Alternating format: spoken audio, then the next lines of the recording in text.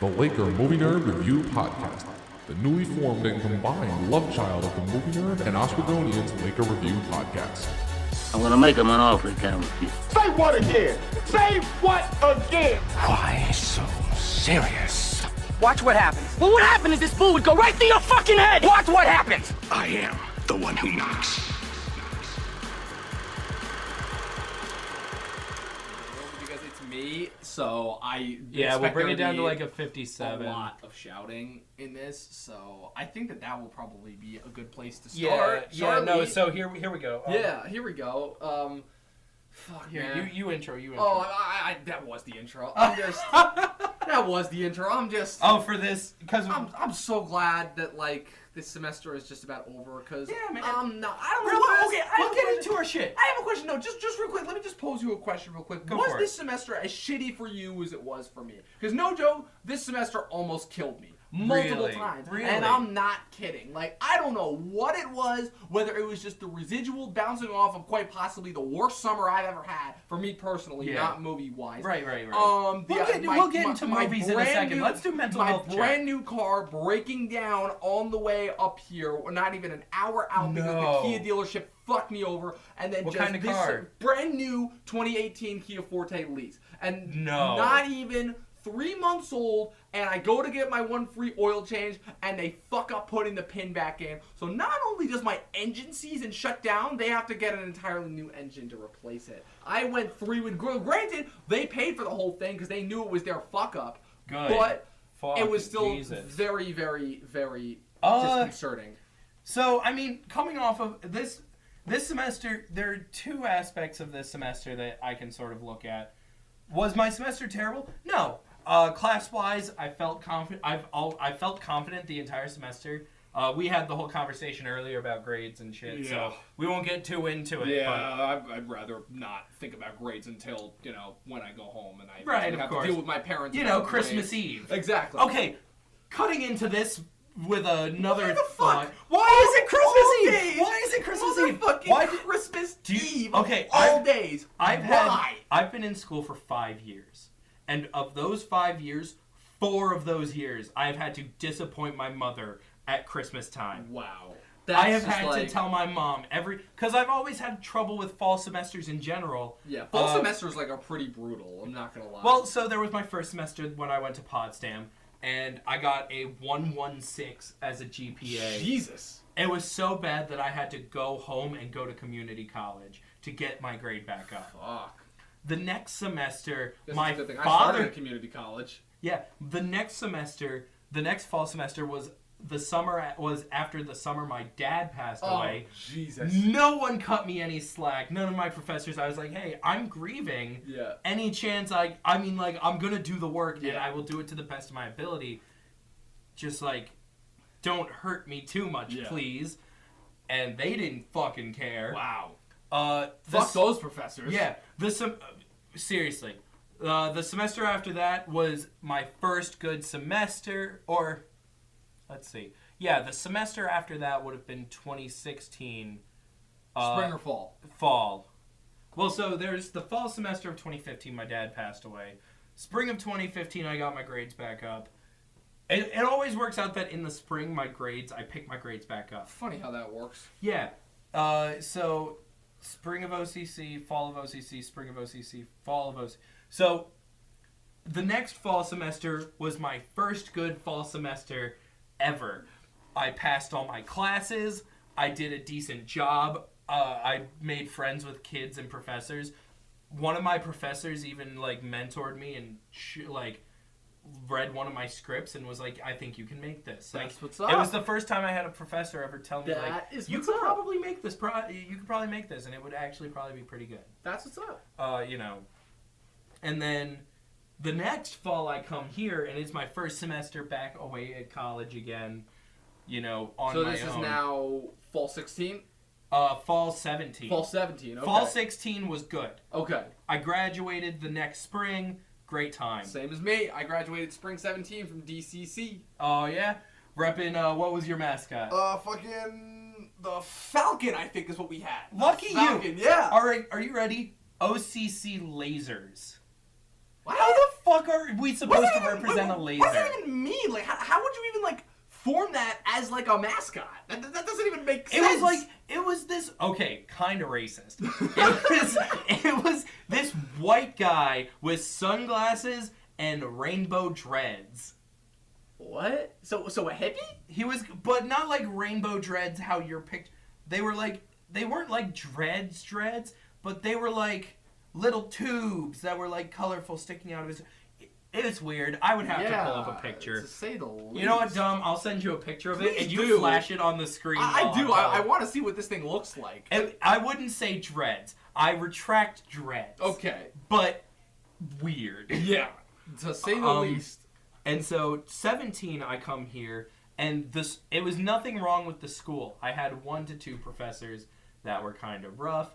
One of the, I'll say names, but you're gonna completely blur these out. Oh yes. Hirsch. Have not had him. Her. Have not had Christine her. Hirsch. Not had her. I've heard awful things about her though. No. Well, so I didn't know awful things. No one told me to avoid her. Okay. Which was a mistake. See, that's the problem. Is I'm also telling everybody who's going into broadcasting. I have a couple people who are becoming broadcasting majors. I'm telling them to avoid your favorite professor, Jason Zenner, like the plague. So the problem is, I'm telling him 1 minute too late because he's going on fucking sabbatical. And I will tell you this. He was the other professor I had problems with my first semester here. Now, however, in retrospect and hindsight, I recognize that was my fault because I showed up to class late every day. I fucked up I didn't write his papers on time. I showed up to the final an hour late because I didn't think to check the final schedule. So all of it was my fault. So then I took his law class and his argumentation and debate class the next semester. Did great in law. Loved it. One of my favorite courses I've taken here. I wish I had that experience with my law class last semester. Were you in Zenner's law? Yeah, and that was one of the most miserable experiences of last semester for me. Really? Yes, I got a C+ in that class, I think. And I did all the work, showed up on time every day, and didn't understand a lick of it. Spent freaking hours with my buddy Ian Hamilton, actually, our mutual friend, in the fucking cafeteria trying to figure out... going over the textbook, trying to figure out what the hell we were writing about. It's a damn shame you weren't with me because something in my mind just clicked with law. I understood everything. Wow. I can still argue minor tort law to this day. Yeah, I talked to people that were in his classes, people who I know whose parents are lawyers, and they were even saying that like it was so in depth First Amendment law that they weren't even sure like how to help their kids. Like that's ridiculous. No, and what people here see is like, there's no need for it to be that difficult. Right. I recognize that. I appreciated that it was that difficult because it was. If there's one thing I've always been concerned about in wanting to make films, wanting to critique films, wanting to be a journalist.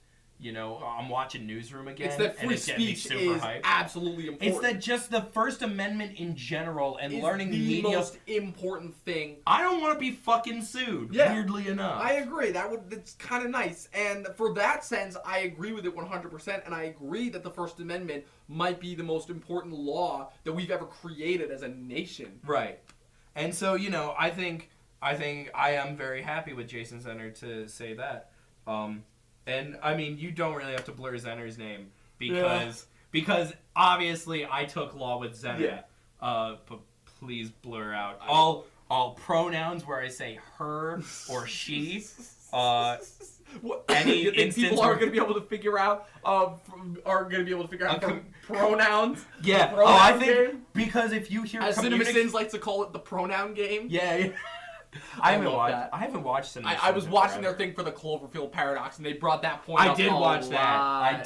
Speaking of movies that we've seen, so just to give you guys a little bit of a rundown, so just in terms of top 10, obviously we're in December, we're in the last month of the year, and so that involves a lot of people are doing their top 10 list now, but I'm doing something interesting where I don't think I'm aware, at least like I said, Charlie, feel free to do this if you would like to, but at least for me personally, I'm not going to be doing my top 10 list until we get back next semester. That's when I'll be doing my top 10 list, and I think for YouTube, in terms of my YouTube channel, what I'm going to do is, instead of doing top 10 for that, I'm just going to do a rundown ranking of all the movies that I've seen this year. Maybe like a quick 1 to 2 minute. Do you watch like Your the Movie funniest Sucks? part. on YouTube? No, and a lot of people have told me to watch that. I think you and him would get along really well, because he does the same thing. I mean, he did top 10 lists, but he did them years later. He did it back in 2016, 2017. I'm gonna subscribe to him now because I don't want to forget about him. recommend it. And he is like, And you, his you were like reviews. you were like the fifth person to have His told reviews, me about that. his reviews are great. I think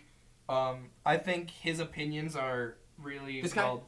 Yes, Okay. really well done. Subscribing. He formulates his opinions. He knows what he's actually talking about. Awesome. I prefer people that do that. Yeah, there are only 2 actual review channels that I watch on YouTube, and none of them's yours. Yeah, awesome.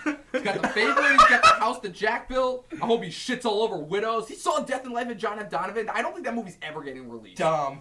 You didn't pay attention to it. Not at all. So what I basically just said was I only watch 2 YouTube review channels. Okay. And none of them's yours, and you immediately went, fucking sweet. Oh my god. That's so when you funny. cut this later, I want you to make a fucking loop of that I for will. me. No, so I watch him and I watch Red Letter Media because Oh, they man. know what they're Religiously. fucking talking Yeah, about. and it doesn't matter how cynical they get, they always have points to back up why they feel this way. And they fully even if admit that Yeah. they are biased against most blockbuster cinema, but they give such good reasoning for it. It's No, because absolutely. they're still And I've striving. noticed they say that, but also I have not seen a Marvel review that they've given that's bad yet. I've not seen them give a bad Marvel review since True. Civil War. Yeah, and even with Civil War, which is a movie that they dished on afterwards, Civil War, they still talked about all the good things of that movie. Their biggest problem with the movie is how they feel like the airport fight scene is totally inconsistent for the rest of the movie, which Because it is. It's still, again, that's still not saying anything bad about the movie. Yeah, it's not because it is inconsistent with the whole film. Yeah, and but it was it's very still awesome, and nobody cares. Because It's guess awesome, what? yeah. The Spider-Man scene has no reason to be there, but it's still great for the purpose that it serves. No, and it works. absolutely. We went all I was into about to say Marvel. we got to take a break from Marvel today. We talked Yeah. about them last time. We're gonna get into like the We're main gonna topic talk of about. what we're Well, actually. so then let's talk about our 2 Marvel things on board. Yes. Real quick. I'll get back to my top 10 because I agree with you. yeah, and I actually do want to hear what your top 10 is for right now. Well, so- because I heard your top 3, and I want to know what the rest of your 10 through 4 is. You're gonna hate that it's. You're gonna hate this, but I don't know that I could even make it all the way to 10. Really? Because you haven't seen that many movies this year? No, Or? because personally, I think a top 10 list is a sacred thing. Yeah. Personally, Okay. in that these are the best of the best that I've seen this year. Okay.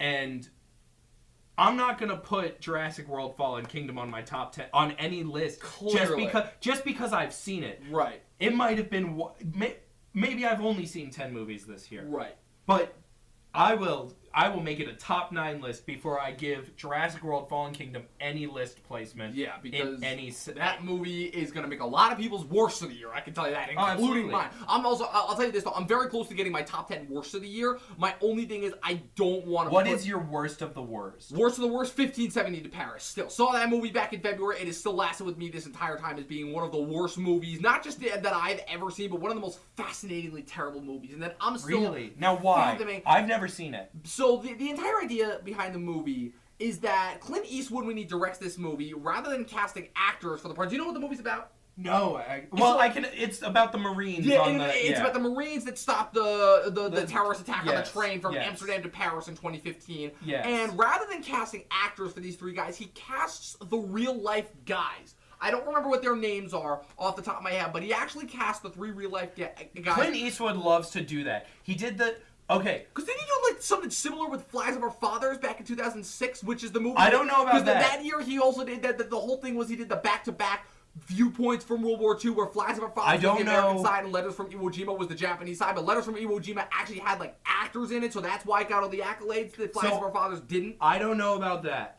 But I do know for a fact that with Jersey Boys, rather than casting real film actors, He cast all the he people casted from the the people play, from the Broadway except music. for the guy who plays Tommy DeVito, who, ironically enough, you might actually recognize that guy if you've ever seen a show called Boardwalk Empire on HBO. Yes. Because the guy who plays Tommy DeVito in that movie is Vincent Piazza, who plays Lucky Luciano. Oh my God, Who kicks ass in that show. And That- weirdly fucking enough, he's the best and part from what I of heard, he's the best part of the Jersey movie. Boys. Funny how that works. Jersey Boys is up there too on all my lists. Of best of or worst of? Best. I love Jersey Boys. Really? See, the way you were talking about that made it sound like it was bad. Okay.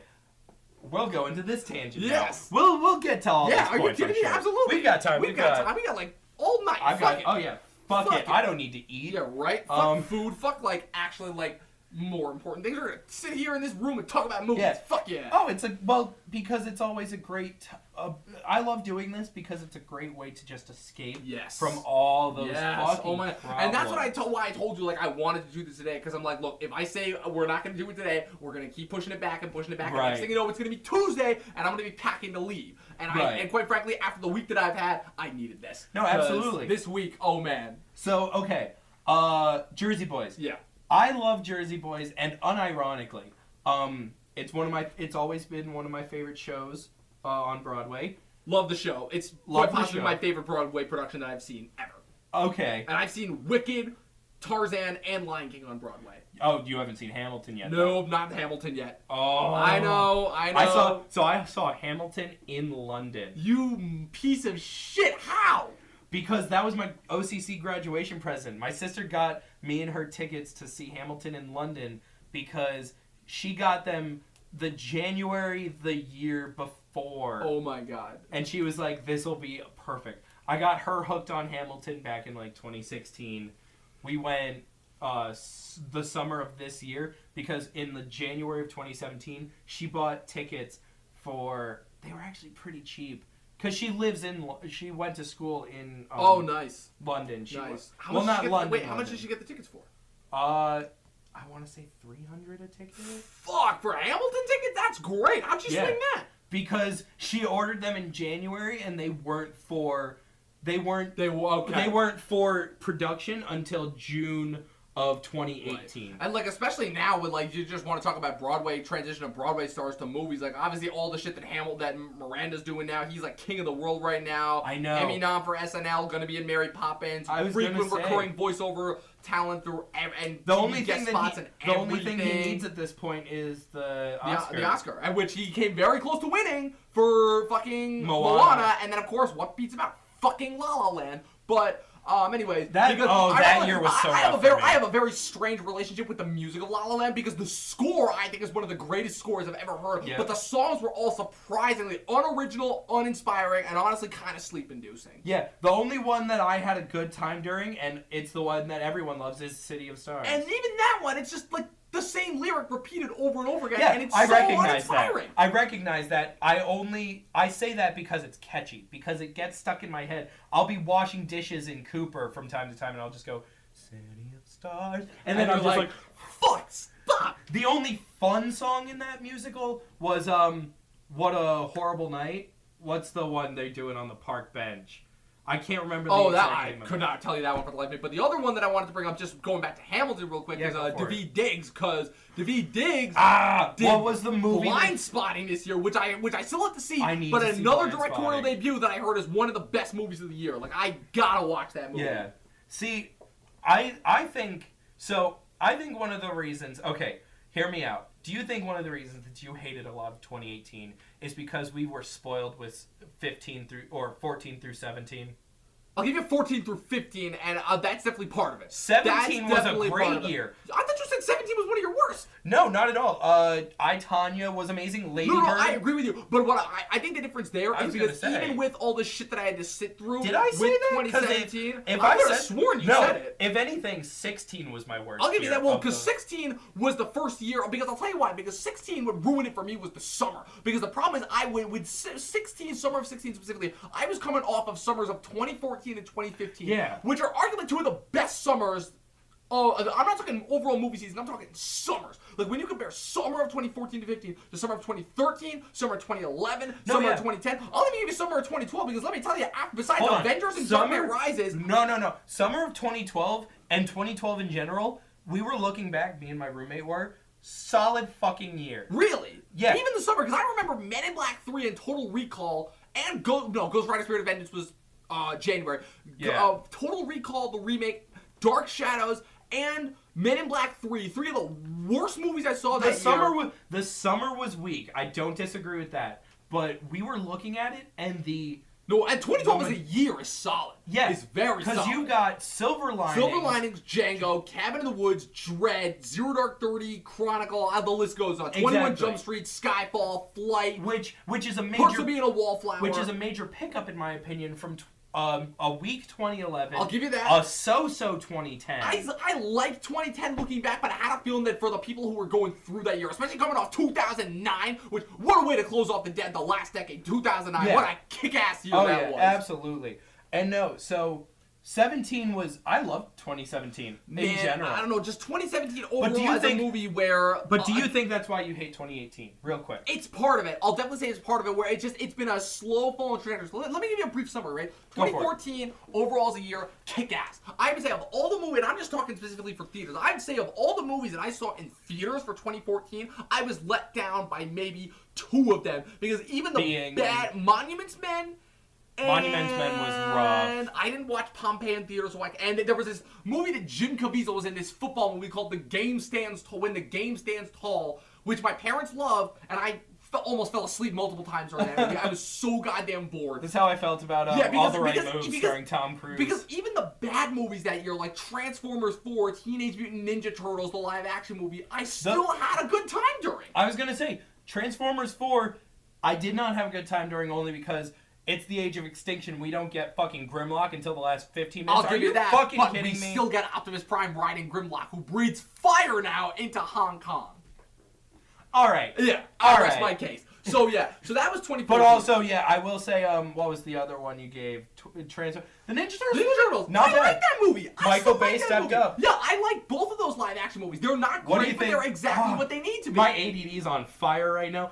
Because I was just about to say, what do you think of the announcement of Bad Boys 3? Is that still happening? That's still happening. Will Smith every time I hear about that movie, it's either it was recent. Will Smith like, or they can't get a director, or it keeps getting pushed back. I think Will Smith was like, he's in. All right. And I looked it up. And all I'll say is they just announced the 2 leads for upcoming new Jump Street movie, and so we'll see how that turns out. And who are the new leads? They went with Awkwafina and Tiffany Haddish, which I'm like. Yeah, those are really typical choices, especially because they're 2 really new up-and-comers. They're both very well-known, well-liked. Haddish with everything she's been doing, and obviously Awkwafina, who's one of the many people riding the wave coming off of Crazy Rich Asians, one of the few movies I actually didn't see this year.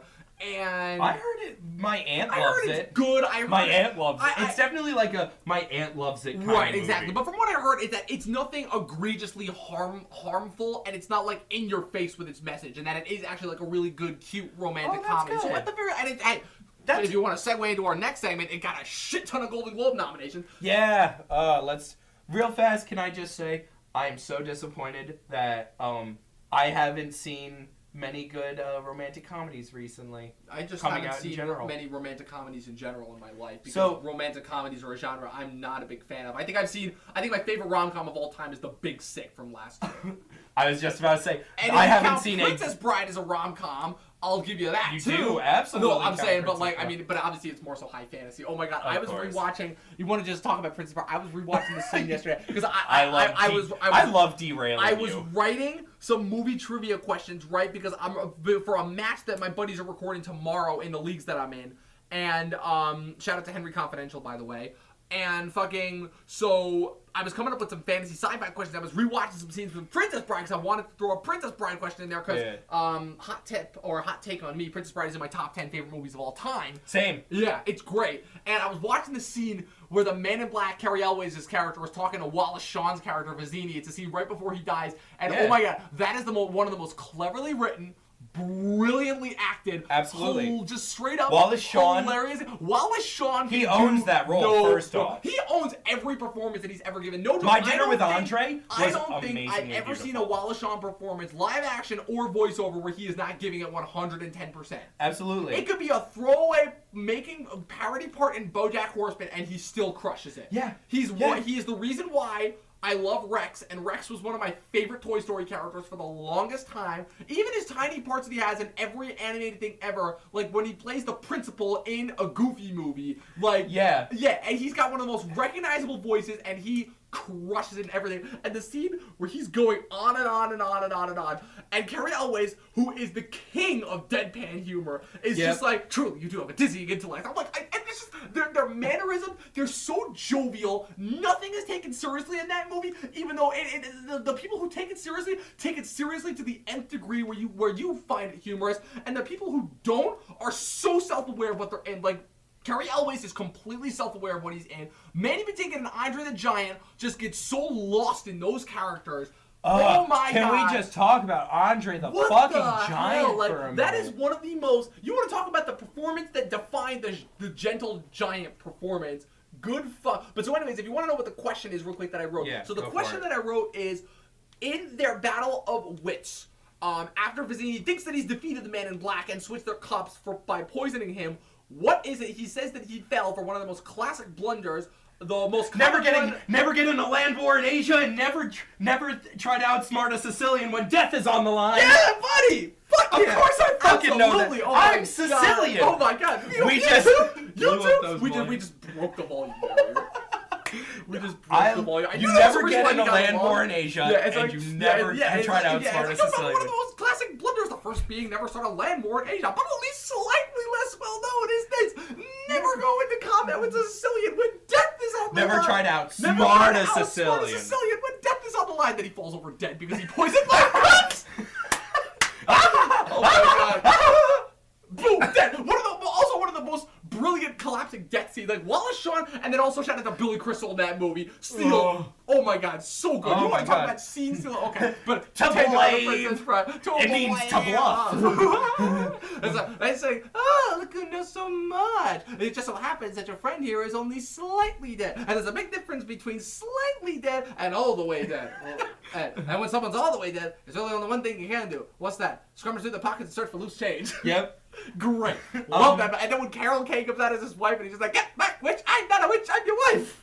Did you make it a point? So, okay, wait. What's the trivia question? It's specifically sci-fi fantasy? No. So it's an Iron Man match, and it's just full out random. So it's 50 random movie trivia questions. I actually have the doc here, so I can like test you on some. Oh, absolutely. We'll save that. Let's do that end of the show. Yeah, that's a good idea. I'll just pull it up so we have it for end of the show. But yeah, I think you'll like some of these questions that I came up with. I think I came up with some good questions. Fair warning.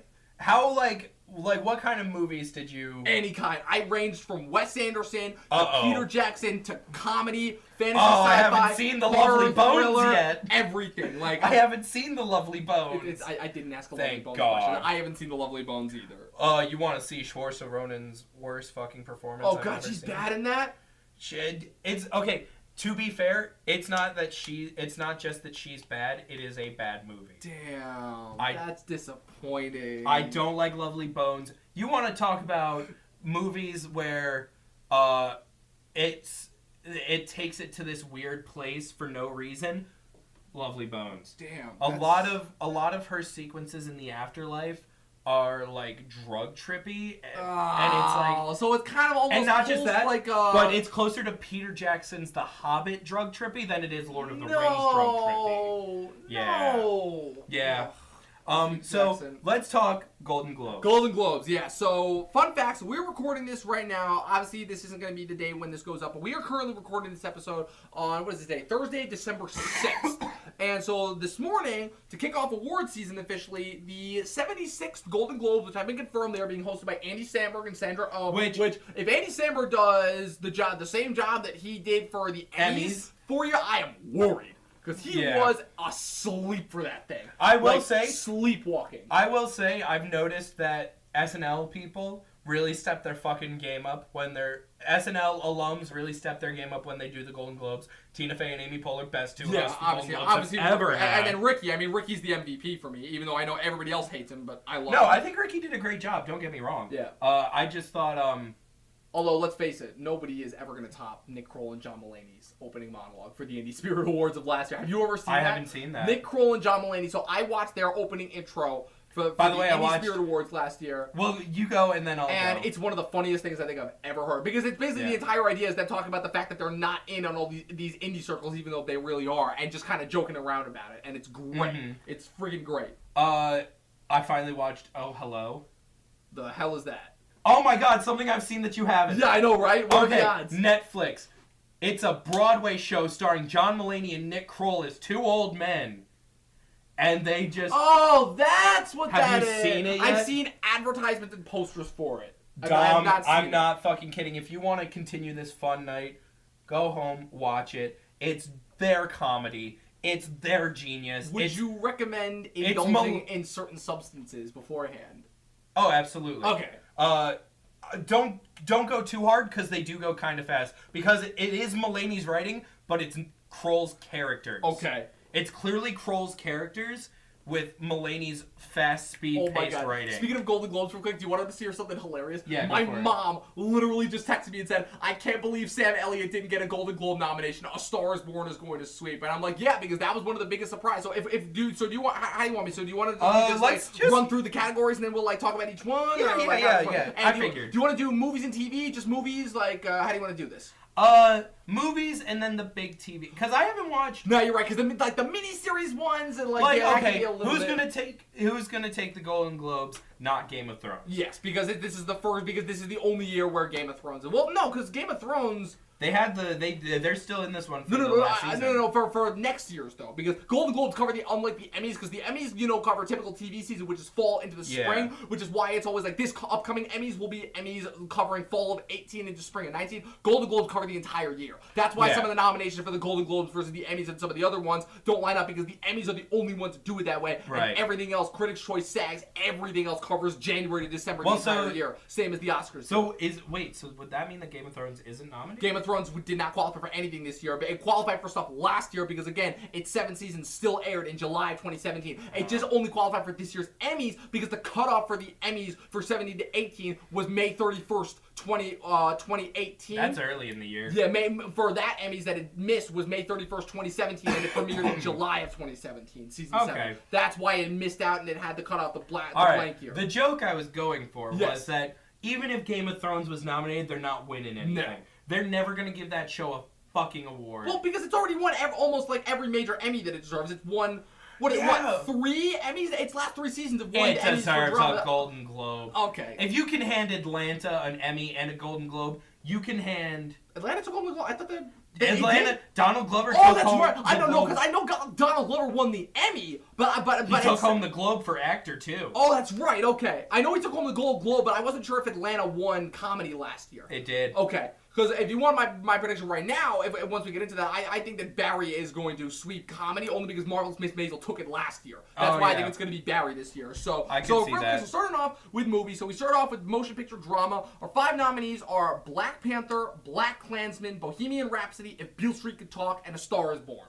Thoughts on that so far? I can tell you right now, I have seen... Let me, hand me that list I've real seen quick. 3.5 out of the 4 of them. I have not yet seen If 3.5. Beale Street Could Talk. Would you like to explain that? Yes, there, so Dom? basically the idea is that I went to watch Bohemian Rhapsody on a Monday night at 10:05, high out of my goddamn mind, and I fell asleep for most of it. So I only saw the beginning up until them in their first studio recording album and talking to their agent, and then I'm asleep for the rest of it, and I wake up for about the last 5 to 10 minutes of Live Aid, right to the closing credits. Okay. I missed a solid chunk of that movie. Okay, so I'm looking at it. A Star Is Born is going to take it. A Star Is Born is absolutely going to take it. Like, we can Here's the definitively say that right now. Because, and I'll go right down why. Black Panther, not going to take it. They're not giving it to a Marvel movie. Right. It's just the idea that they got nominated. That's all they wanted. That's all they wanted. They wanted that nomination knowing full well they weren't going to win. Black Klansman had too much of a social message. Let's be honest. But it's Spike, so... I mean, yeah, I agree. The social message was crammed down your throat, but how many... Not just that, but safe films win awards. True. Wolf of Wall Street was never going to win an Oscar. And that was also... That the whole year was fucked, too, because that was one of the biggest years before 2015 when The Martian wins comedy, where, again, American Hustle and Wolf of Wall Street, 2 movies that NIF was qualified for drama, ended up in the comedy category. Yeah. Wolf of Wall Street was never going to win anything anyways, because too much swearing, Yeah. too much nudity, too much drug use. That and the fact that all that and the fact that it's kind of embellishing consumerism, which is largely something that Hollywood tries to go against a lot Exactly. of the time. It's a movie with a very conservative message, so obviously liberal Hollywood was never going to go for that. I'm sorry, but safe films win awards. You're right. You're Bohemian absolutely Rhapsody, right. they're not going to give it. No, but between all the behind-the-scenes drama with that, all the problem. But here's the interesting thing about Bohemian Rhapsody is that I found that a lot. It's another one of those divisive movies, but I found that a lot of the people who for that movie in particular, it's a generational thing because everybody that I've seen that's a Gen Xer and an earlier millennial. So my parents, my professor has loved it. And everybody that I know that's around my age that's seen it has had problems with it. Well, so here's the thing, and I will say for posterity's sake. So I'm wondering if writing a technical wise aside, if it really is a generational gap thing as well. I will say, for posterity, I have not seen Bohemian Rhapsody or If Beale Street Could Talk. Right, and I'll actually get to that in a little bit. But yeah, Beale Street Can Talk is the only one of those 5 movies that I've not seen yet, but I've heard a lot of disappointing things from everyone that's seen it. Right. But I will say, I'm going into Bohemian Rhapsody with, I wouldn't say high expectations, but some form of expectations. Right. Because I love the film. I love Queen. Right. Queen is literally and has always been my favorite band. It's like the one greatest band of quite possibly all time. Right. It's like when you talk top 3 bands, who do you talk? Rock bands, you talk them, Rolling Stones, and I would say either AC/DC or Led Zeppelin. Led Zeppelin. I would say I was actually about to say AC/DC. I would say AC/DC. Yeah. I was about to say AC/DC. But yeah, no, it's them. They are top tier. It's Which they have which, had more hits and more, not just hits, but catchy hits. Yeah. They made an operatic song mainstream. Yes. So that's where I stand with that. So I'm going in with a bias already. I'm sure I'm going to love the film. I'm sure I'm going to, because not just that, but I love Rami Malek. I've been following this film since 2015 when it was still Sacha Baron Cohen in the role. Can we just talk about the fact of that I kind of want to travel to the alternate universe where Sacha Baron Cohen gets that movie and is Freddie Mercury? That it would be because wasn't he in talks to do that since Borat back in 2006? He was, and then in 2015 was when they finally announced, hey, we are gonna go forward. Yeah, because I with remember this hearing biopic. things about Bohemian Rhapsody because I think the movie was originally supposed to come out in 2016. I think was when it was supposed to come out. They were going to film 2015 with Sacha Baron Cohen, but the studio didn't like that Sacha Baron Cohen was pushing for all of these homosexual and sexual. Really? See, I heard something completely different. Really? What did you hear? I heard, and this might have been after Baron Cohen left when they were trying to lock down Ben Whishaw for the part before they went with Rami Malek. But I heard that the biggest problem was the scripting, where Queen, the other remaining living members of Queen, wanted to go with the script because there were 2 different versions of the script that were being shopped around, and they wanted to go with the version where Freddie dies halfway through the movie. Yeah. And the rest of the movie is focused on them, the other 3, Roger, Brian, and John. All right. So I don't know. You could be right. I could be right. It's a total mystery to me. But here's the thing. Sacha Baron Cohen has always pushed for a more obviously, because that's just his based style. agenda. He's always going to go for the edgier. Homosexual-based He's always going to go for the edgier thing. Yeah, and that is, and you can't tell the story of Freddie Mercury without talking about his sexuality. Not so much focusing on that being the cause of his death, because let's be honest here. Oh my God! Straight people get AIDS too. Yeah. Oh my God! Going out on a branch here, but on a limb, you mean? Well, branch, limb. Anyway, tomato. Here's the thing. I don't think I'm going out on a limb here and saying that the message that it's a gay disease back in the 80s is false, a lie, stupid. Yes, not torn true. Apart in Dallas Buyers Club. Yes. Torn apart in Straight Outta Compton. Torn apart in The Normal Heart, which is a movie about homosexuals getting AIDS. Yeah. Well, same with obviously I just said Dallas Buyers Club. It's about a man who is straight now having to live in a world where knowing the fact that straight people get AIDS too. Yeah, and having to deal with that and deal with the the effects of that. Exactly. And so, by the way, that doesn't make me a liberal scumbag. That just means that I'm intellectually educated and has a 3-dimensional point of view. It means that your monkey brain is okay with talking about things that don't apply to you. And speaking of monkey brain, I actually have a thing. Like I said, I'm gonna spoil one scene from Vice from you just to give you an idea. Only because Oh, So- by the way, Vice ain't winning Vice ain't winning anything. Shit. So real quick. So do you want me to tell the story about Vice? Or do you want Go me for to it. No, go for okay, Vice. So Go for Vice. real quick. So I managed to get my hands on some screeners for a lot of movies that are coming out later on in the year. So I got my hands on Vice. I got my hands on The Favorite, and I got my hands on Vox Lux. Those are the three that I've watched so far. And you put it Vox Lux. Vox Lux. Then The Favorite, which is still shocking to me considering Killing of a Sacred Deer from Yorgos Lanthimos last year famously made my top 10 worst of last year, and Vice is my least favorite film. Right. And the reason why I did it is because Adam McKay, obviously famously known, well, you know it. You've gone through some locker room. We all know Adam McKay's made some winners. Anchorman, Talladega Nights, Step Brothers, the other guys. I actually watched a really fascinating video essay on Big this. Short. Big Short. Exactly. So, what do all of Adam McKay's movies have in common? They go for the most absurdist angle ever. So, back in the 2000s, when every studio comedy was being produced by Judd Apatow, that's why we got so many great studio comedies there. Right. The thing that separated McKay's movies from the rest of the pack is that while the rest of the movies would mostly just be ridiculous for the most of the way through and then kind of like go straight-laced for near the end of it, McKay's movies would be full-on absurdist throughout the entire movie. Yeah. Like, those movies were completely self-conscious that they were in a ridiculous All the way to Ron world, Burgundy getting attacked by a shark. All the way to Ron Burgundy getting attacked by a goddamn shark. They were aware that they were in an absurdist world, and they stuck to it and went at it 110%. And it's one of the reasons why his movies have always been effective, because by revealing the absurdity that most of us human beings go through on a daily basis and bringing that to the surface and making all of his characters interact in these types of worlds, it helps make the issues that they're standing for even more poignant. Because guess what? Every one of his movies could still be told as a drama.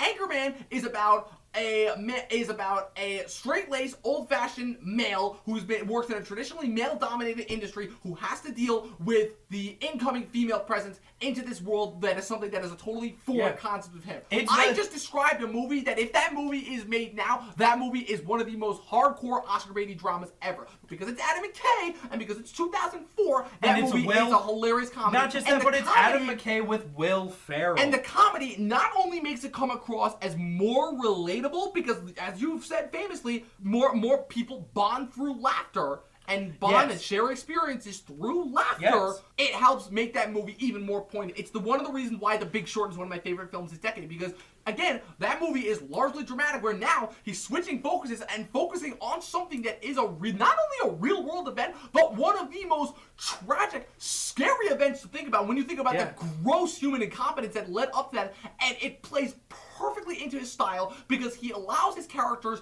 to embody, and he allows the amazing ensemble that he's assembled, both between big-name stars and lesser-known character actors like Raphael Spall, like John Magaro, like Jeremy Strong, like Hamish Linklater, along with the likes of Gosling, Carell, and Bale, and manages to craft something that I don't think we're ever going to see again. Where, again, you have the perfect blend between absurdist comedy and scarily real-life issues. So in following it up Take it with to Vice. Vice Vice is a movie about Dick Cheney, who is somebody that people famously know as being one of, forget politics, forget everything else, forget everything that we know about him, just a terrible human being in general. Yeah. Just a terrible human being in general. But the one thing that he gets by on, and I would say it's the one thing that the movie does really well, is how unapologetic it is. Here's the big problem with this movie, though.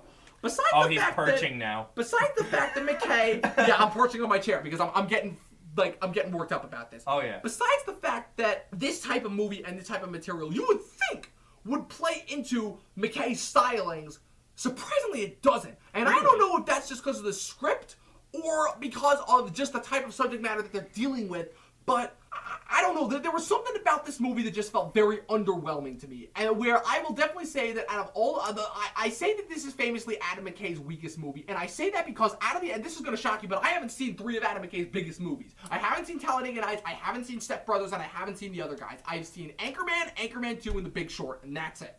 Out of all of Adam McKay's movies that I have seen so far, this is the weakest. And the reason why is because all right, watch the other guys and then say that. You don't like the other guys. See, every clip I've seen from that movie, I love. I love the other guys. Okay, but it's your least favorite. I recognize that it is his weakest film, without having seen Vice yet. Okay, weaker than Anchorman 2? Oh, okay. I forget. You don't like Anchorman. I forget about. Hey. I like moments in Anchorman 2. I don't think I've ever watched a movie other than Fargo, All the Right Moves, and what's the fucking Tom Cruise one I mentioned literally earlier? All the Right Moves. You just said it. Yeah. Oh, did I? Yeah. Oh, and then Do the Right Thing. I also don't like Do That's the Right right. Thing. You did tell me that.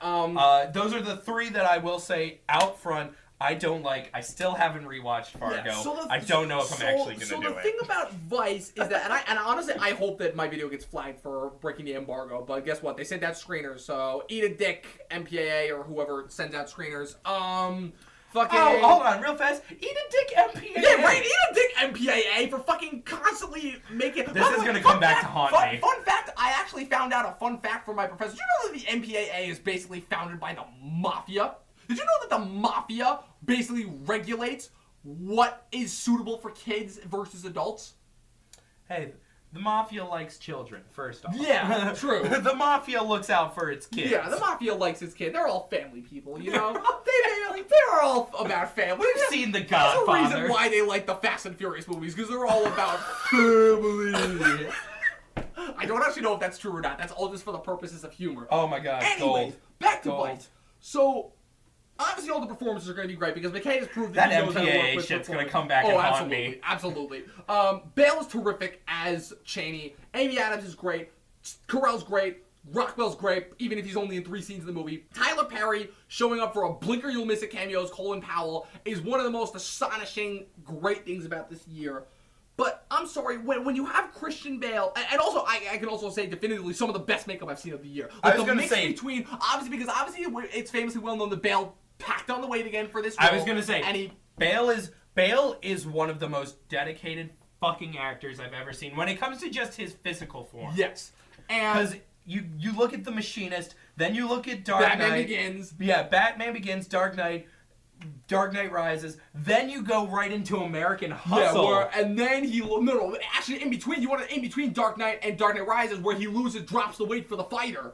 I forgot Which about is the still fighter. my favorite fucking performance from him. Oh my Really? god, he still has not touched his performance in that movie. Don't worry, I love American Psycho. He's great in American Hustle. And honestly, I was going to say, for me, it's American Psycho. This is up there, but for me, like, there was something about him in the fighter, just him capturing the true, like, nastiness of the human condition of drug addiction that really helps to sell that performance. For me, it's American Psycho. Look, I love all American the Psycho way. for the gross, like, obviously not the gross subject matter, that's great, but for the gross exaggeration of those types of figures in real life. And it's fantastic how that movie goes out of its way to satirize we were talking about the Golden Globes. Yeah, right? Well, I will get back to that. I'm going to tie back into Vice. But so, I think the scene that summarizes... So there's 2 scenes in Vice that summarize it that I'm going to spoil for you. Right. I said it was going to be 1, there's 2. The one scene Well, is so when... it's Dick Cheney's life, so It's it Dick doesn't Cheney's really life, spoil and the problem is we're all expecting it to basically confirm, the movie to confirm, yeah, Cheney caused 9/11. And the movie kind of says that, yeah, with like all the backhanded deals that he was making with Rumsfeld and everything, but like overall, largely just the movie is telling you shit that you already know. We know Cheney's a scumbag. We know he's unapologetic. We know that like Bush is an idiot he shot and that guy, we know he and shot we know that he guy. did it on Again, purpose. It's telling us nothing. The difference between this and The Big Short is The Big Short was telling us. The Big Short not only made us aware of what almost launched us into the Second Great Depression 10 years ago, was caused by gross incompetence by big banks, which again is kind of a semi-liberal message because, but it's a liberal message for a point. But it also goes in and kind of explains to you exactly why it was a result of human incompetence, because it was based on, again, very similar to algorithms in today's market, where it's based on a system that even the people who were in it didn't quite understand, and the ones who did were the ones who were taking advantage of it and using it to profit off of it. But it was also a system where it didn't matter who you were. You would anybody who owned a house, anybody who like was somebody was affected by that. To the point where, again, it's the reason why that movie works is because it's telling it from the point of view of the people who saw it coming and actually were able to do something about it. Right. Actually intelligent people. And that's what I like about that movie. Versus It's this redeeming movie. qualities. Exactly. This movie is trying to be unapologetically, like, unscathing, where this time you're jumping to the opposite point where we're pretty much the same people, because again, it repeats a large percentage of the cast, because you got Bale back, you got Carell back. You have Amy Adams now, who it's basically funny how Bale and Adams basically jump ship from the David O. Russell train to the Adam McKay train. And the whole thing is that, like I said, you're jumping to the opposite side of the spectrum where now they're playing awful people as opposed to semi-decent people. Yeah.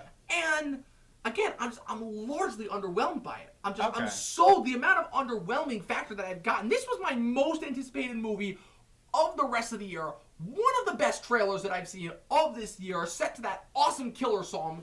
And yeah, underwhelming. But so to spoil the two scenes, so the one scene is where Bale and Adams are in bed together as Dick and Lynn Cheney, and they're quoting Lady Macbeth to each other, which is on the nose, ridiculous, and just feels so out of place. It's not the same as Ryan Gosling saying, oh, here's Selena Gomez or Margot Robbie naked to explain to you everything that you don't understand, right? Because they're satirizing the fact that you don't understand it because that plays into the point of the movie. But when you have somebody who we know is a piece of shit, evil person who quoting Macbeth and like, come on, like that's ridiculous. And then it was the ending scene, which I would say is probably the movie's only attempt to actually be meta, where there's a post-credit scene where there's a couple scenes in the movie where they're cut into like them interviewing focus groups about the war in Iraq and everything, where they do a meta scene, a breaking the fourth wall scene, totally out of nowhere because nobody else in the entire movie has broken the fourth wall.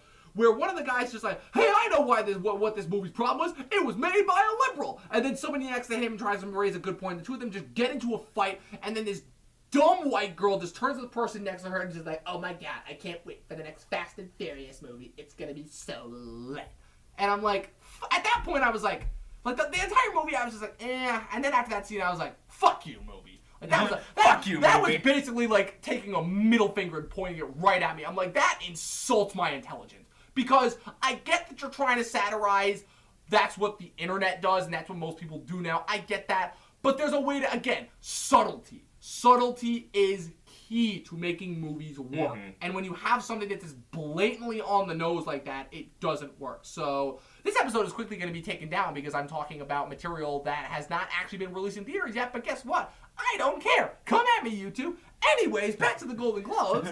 I hope you know that when you send me this audio file to put on the station's YouTube, I'm editing all of this out. Oh, I'm sure it will be, but and I'm not. We're back to the thing. Yes, I was about to say. So now that we're back to the point thing, is here. So, but I'm keeping all this in my YouTube channel, and I hope to Christ that YouTube comes after me. Oh, fucking go for it. So we're going to Best Picture, Musical or Comedy to bounce off our Vice points. So the 5 nominees are Crazy Rich Asians, The Favorite, Green Book, Mary Poppins Returns, and Vice. Out of those 5 movies, I have seen 3, as I've famously seen. I have seen The Favorite, I have seen Green Book, and Vice. And out of those 5, I would say it's mostly the 3 frontrunners. I would say. I have not seen shit here yet. I would say the 3 frontrunners right now are between Crazy Rich Asians, Green Book, and I would say that out of those 2, I would say Green Book stands a better chance because it's like you said. Which one's Green Book? Green Book is the one where it's Mahershala Ali and Viggo Mortensen. Viggo Mortensen is the Italian stereotype, and they're traveling through the Deep South because he's Mahershala Ali's the concert player, and Viggo Mortensen's the mob guy. Fun fact, actually, did you know the character that Viggo plays in that movie is actually a real life famous actor? Is it? Yeah. Remember how many episodes of The Sopranos have you seen? The first 2 seasons. Okay, so never mind. So you haven't got to that one. But I was gonna say yeah. The guy that Viggo plays in this movie, that character, the guy's name is Tony Lip, real name Tony Vallelonga, appeared. The guy's dead now. Appeared in Goodfellas, one of the Godfather movies. Who was he in Goodfellas? Oh, so in the opening scene when Henry's walking through the Copacabana, and he talks to the one guy who's like kind of old looking, like kind of like a salamander with the glasses and slick back hair. Yeah, yes, him. I knew that name. Yeah. Here's the thing. It's the Italian in me. We watch all these movies. Right. If it promotes Italian culture, it's been played in my family on holidays. Yes. I'm about to go home and we're about to watch one of the greatest Christmas movies of all time, which is Goodfellas. Yeah. Goodfellas is a Christmas movie. Hell yeah. I love that that's a Christmas movie for you guys. It's Godfather for Thanksgiving, Goodfellas for Christmas. Awesome. That's our thing. And then Easter is a throw-up, probably Godfather also for Easter. And just, because Scorsese. Yeah. Can we cut for a second and just go into Scorsese? And what a great, just one of the greatest directors. Sorry, my mind is shattered right now because of how fucking, yeah.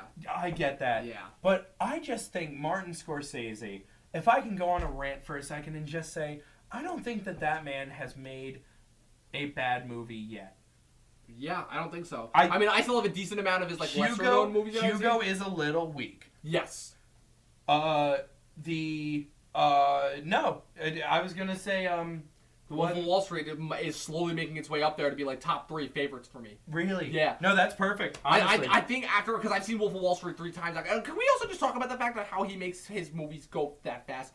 Goodfellas is 2.5 hours. It feels like an hour. Wolf of Wall Street is 3 hours. Wolf of Wall Street is 3 hours, and it feels like an hour 40. How the fuck does he do that? By the time you're at the boat, you're just like, oh my god. Oh my god, it's been 2 hours.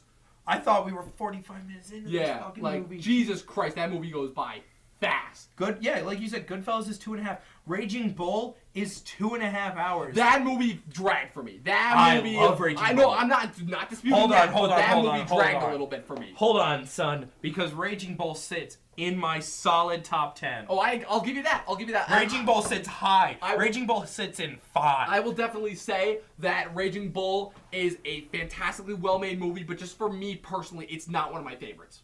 It's not one of my favorites. I would probably put that around like 5 or 6, especially like because for me, number 1 is Departed, number 2 is Taxi Driver, number 3 is Goodfellas, number 4 I would probably say now is Wolf of Wall Street, and then. No, wait, hold on. Are you telling me these are your top 10 Martin Scorsese? Scorsese's, yes. I was about to say, because if these are your top 10 movies, No. that's fucking amazing. Have I told you my top 10 movies of all time? No, I don't think you. Oh, I mean. We'll do this. At some point. Yeah. I'm gonna cut that because I also want to know like what your top 10 of all time is. Oh yeah, I gotta sit down and write that list. Yeah. Well, I'll give you my number 1. top 10 for What's your number 1 movie? Godfather 1 of all time. That's easily. fair. That's fair. That's hope you don't take offense. That's fair. That's safe. And it's a solid fucking pick. Yes. I agree. I love The Godfather. I put it in my top 5. It is a perfect movie. Even the weak aspects of that movie help enhance it. Like there was not a single fault. That movie is 3 hours long and it speeds by at a brisk thing. The only reason why Godfather 2 is not up there for me is because that movie is 4 hours long, 4.5 hours long. Yeah. It feels like 2 hours. And the only reason is because the intermission. Because it has the intermission. Right. That's the only reason why. Otherwise, I would watch that movie and I still have yet to see the 6-hour cut, which is 1 and 2, spliced together. Have you ever seen the fucking 9-hour cut? There's a 9-hour cut? Does that include 3? Yeah. Oh shit. There's a cut that includes 3, and it's fucking. Also, can I just say that okay. I don't hate Godfather 3 as much as everybody else does. I actually think it's a good movie. So this is where we get to Harvard. I think it's a good movie. I hate it as a Godfather film. All right, that's fair. That's fair. Because because the whole thing is that it's not supposed to be a straight up Godfather movie. It's supposed to be a conclusion. It's supposed to be an epilogue. Which is fine and all well and good, and I like going for the death of Michael Corleone. Right. I think that is a solid thing. That's how you've got to end the series. Right. Did we need all the cousin fucking? No, and I'll give you that. That is one of my least favorite aspects. Did we need Sofia Coppola?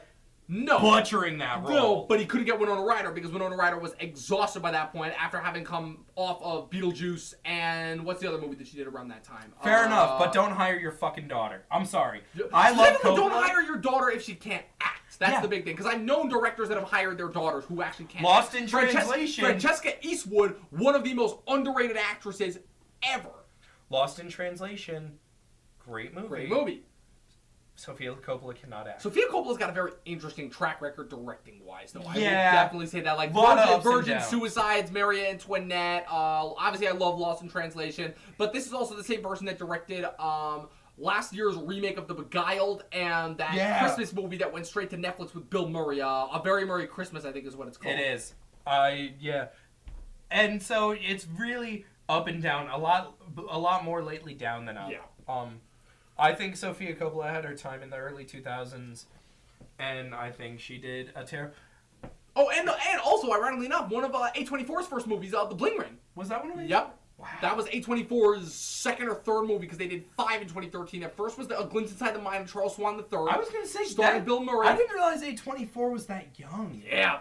Bling Ring, because I remember seeing all the trailers on Facebook around that time. Bling Ring, Spectacular Now, and Spring Breakers are the 3 biggest ones to come out of that year. Happy 5th anniversary, A24. Yeah, right? Thank you for existing. Right? Seriously, and for giving us some of the best, and arguably saving the last 5 years, giving us some of the best movies. Like Absolutely. fucking Moonlight, obviously, but also for some of their low-key ones like 20th Century Women.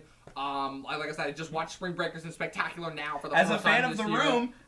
Room, Disaster Artist was a good The time. Disaster Artist, Room, which is itself. always famously confused with it. Always. Like, the fact that I get movie that. is a one-word difference from being confused with The So Room. on my podcast that I have here, Burnt Popcorn. Shameless plug corner. Yeah, well, not so much because one of the episodes I wanted to pitch and I'm still fighting for is The Room versus Room. Oh my god.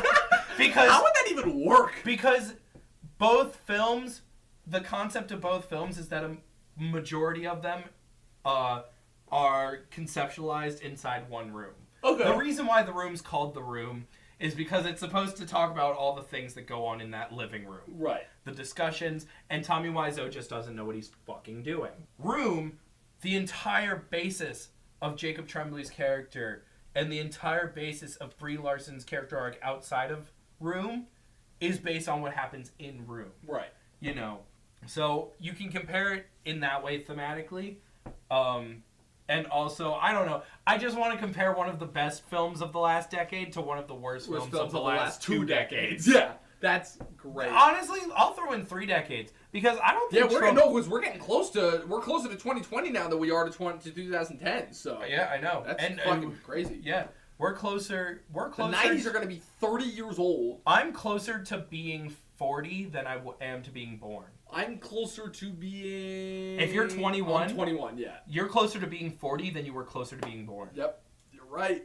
Fuck. God. Yeah. Isn't that a fucking scary thought? I'm going to make it to 40. Good God. Oh, don't count your chickens before they hatch, me feel man. old. I already feel old as shit. I was talking to a friend of mine from back home who was just finishing up her freshman year of college. I've known this girl since she was like a baby. Right. And fucking, I'm like, Jesus. She's like, oh my God, I can't believe I'm finishing 1 year of college. I'm like, you think you don't know anything. You don't I'm know old. shit. I you am old. fucking Gen Z, like no Hey, post-Gen. I was gonna say, Gen be careful because Zer? we're in Gen I know, Z. but like I'm about to finish college. I've been out of high I school. love being in Gen a full Z. 4 Honestly, me too. I'm glad Me that too. we're Oh my considered God. Gen because Z, I feel not like millennials. yeah, me too. Because literally, no joke, seeing all the problems that millennials cause on the internet, it makes me so glad because I find a lot of Gen Zers are learning from the mistakes that millennials Well, make. it's a happy nihilism. Yes, That's what I see is like a yes.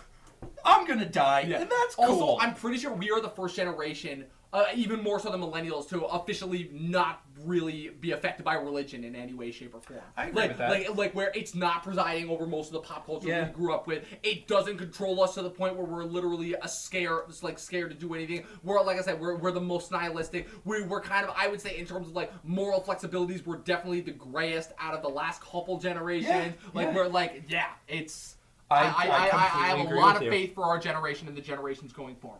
So let's hop back into Golden Yeah, Globes. so we're going back to Golden Globe. So I'm just gonna run through the next couple of categories for acting. Let's fucking sprint through So we them. have lead actor for a drama.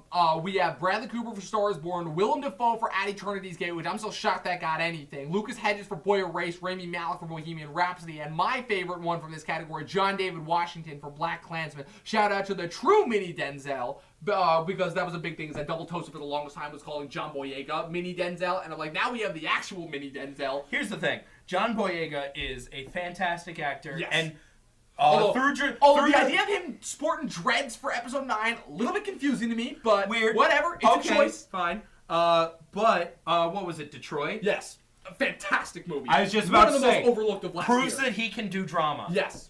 And honestly, really just throws down the fucking gauntlet. Yeah, and then he also did The Circle last year, which proves that I Which guess he was can The do Circle? comedy. The Circle was that movie that Emma Watson and Tom Hanks were in. It was the one from the director, the one about the Yeah. tech company that it's yeah. basically supposed to. I didn't see it. The Facebook is bad, but with like a bad type of sheep yeah. sound because of how terrible that movie was. I love how dirty they do Tom Hanks, but that's Tom Hanks' first ever role as a villain, and fucking that's the movie he gets. Wow. It's upsetting in general that I think Tom Hanks in our recent years has been so underused. Yes, agree 1,000%. Like, he needs a great role again. Because he did Mr. Banks. Right. Which I heard was great. It was great. He was great in it. And then, he's stuck. Captain Phillips also that year, too. Captain Phillips. He's done Tully. He's done all these. Tully? Sully. Sully, which My was bad, very not underwhelming. Tully. I'm like, Sully. Sorry, I've got chicken on the brain, You're and good. I need some Tully's tenders right the fuck now. No, so I've got food on the brain actually. Yeah. So no, I think Tom Hanks has been used in a lot of Oscar-winning shit. I just kind of miss Tom Hanks in that he could probably be in this movie kind of role. Yeah. He's always had this sort of acting career, in my opinion, where if I saw him, kind of like Jack Black. If I saw Jack Black or Tom Hanks show up anywhere in any movie, I'd be like, they exist in this world. Yes. They work in this world. Yes. I could see Jack Black be in the Neverending Story. Oh as my like god, an I ogre. would if they were ever Oh wait, do what am another- I saying? He was in Neverending Story 2! Right! Oh Or my no, God. he was in 3. He was the bully in 3. I still haven't seen any of those sequels, and I probably never will. Neverending Story 2 is kind of fun. Neverending Story 3 is okay. Oh yeah, and Jack Black was in Waterworld. Really? Yeah, he was one of the bad guys in Waterworld. Wait, He's really? the one flying the plane that blows up the fucking raft. Wait, when was Waterworld released again? 93? Okay, yeah, 94? so never mind. So he would have just been out of acting school by that point. Alright, Yeah, yeah. alright. Maybe a little bit later in the 90s. Well, and so, yeah, no, and like Jack Black could show up in an Atari. Oh wait, he did that too. Yeah. he could show up in a commercial. Jack Black's done everything, what can you say? But So, Tom Hanks could show up in anything too, and Yeah. I think it's a shame that people aren't using him more. yeah, so real quick, back to Yeah, Globe go for a for it. second. So, obviously, like I said, if anybody stands a chance of possibly getting it, it's Malik, but we can both safely say Cooper's getting this one. Cooper's getting it, but I would cry if Rami Malek got this. Okay. One of my favorite actors in the role of one of my favorite people of all time. And from what I saw from Bohemian Rhapsody, he nailed it, so... Yeah. They did the side-by-side comparisons of just the Live Aid concert to the Live Aid concert. Yes. To, like, the real event, and he fucking murders it. Awesome. He fucking murders it. That's great. From his playing on the piano for Rhapsody and We Are the Champions, all the way to Radio Gaga and The Hammer Falls. Fuck yeah. He nails the whole shit. Fantastic. Awesome. So, going to actor, musical, or comedy, we got Bale for Vice, Nope. Lin-Manuel Miranda for Mary Poppins Returns, Viggo Mortensen for Green Book, Robert Redford for The Old Man and the Gun, and John C. Reilly for the Laurel and Hardy biopic Stan and Ollie, which also stars Steve Coogan as Stan Laurel. Here, let me see that. For that one, for winner, I'm going Viggo Mortensen. Because Bale, I think the bad I'm bad praying vibes Lin. of Vice is the overall criticism is going to overrule Bale's performance, which sucks because it is legitimately one of the best performances of the year. But I'm going In Vigo. Vice? I mean, in Vice, yeah. Oh, but I'm okay. going Viggo for that because I'm just praying because of Miranda. all I'm the- praying Lin. All the goodwill that Vigo's gotten. I think I haven't seen Mary Poppins yet, so I can't say anything. I haven't seen Mary Poppins yet either, but I'm a Hamilton fanboy. Right. So that one you're not necessarily rooting because it's the Oh, best no. performance. You're rooting because it's Lin. I'm also rooting for it because I think a recreation, a reimagining of Mary Poppins in general is a good thing and something that we should gladly do. Right. And I'm glad that they actually did end up doing it. Yes. And I love the cast, especially Lin-Manuel Miranda in that role because he just fits. Right. He has that charisma, he has that I'm looking charm. forward to it. I'll definitely say that, like, of all the Disney live-action remakes, like, this one probably looks the best, but it's just my overall just thought process on the live-action sequels, remakes that's not has saying just a lot. really been sullied. No pun intended. Oh, yeah. Oh, man. Well, I mean... The pun corner, everybody. You can just tell I'm just exhausted by this point. This semester Oh my has God, just I know. killed my stamina. Well, not just that, but we're having a great conversation Yeah. right now, and I'm losing energy, too. Yeah, right? I'm going to have to get water at some point. Yeah, right. If I want to speak through some of the rest of these. So for actress drama, we have Glenn Close for The Wife, which is a small movie that nobody saw, which means that she will definitely not get the win. Lady Gaga for Star is Born, Nicole Kidman for Destroyer, Melissa McCarthy for Can You Ever Forgive Me, and Rosamund Pike for A Private War. I think we can both safely say Gaga. Yeah, like not even a question. Gaga.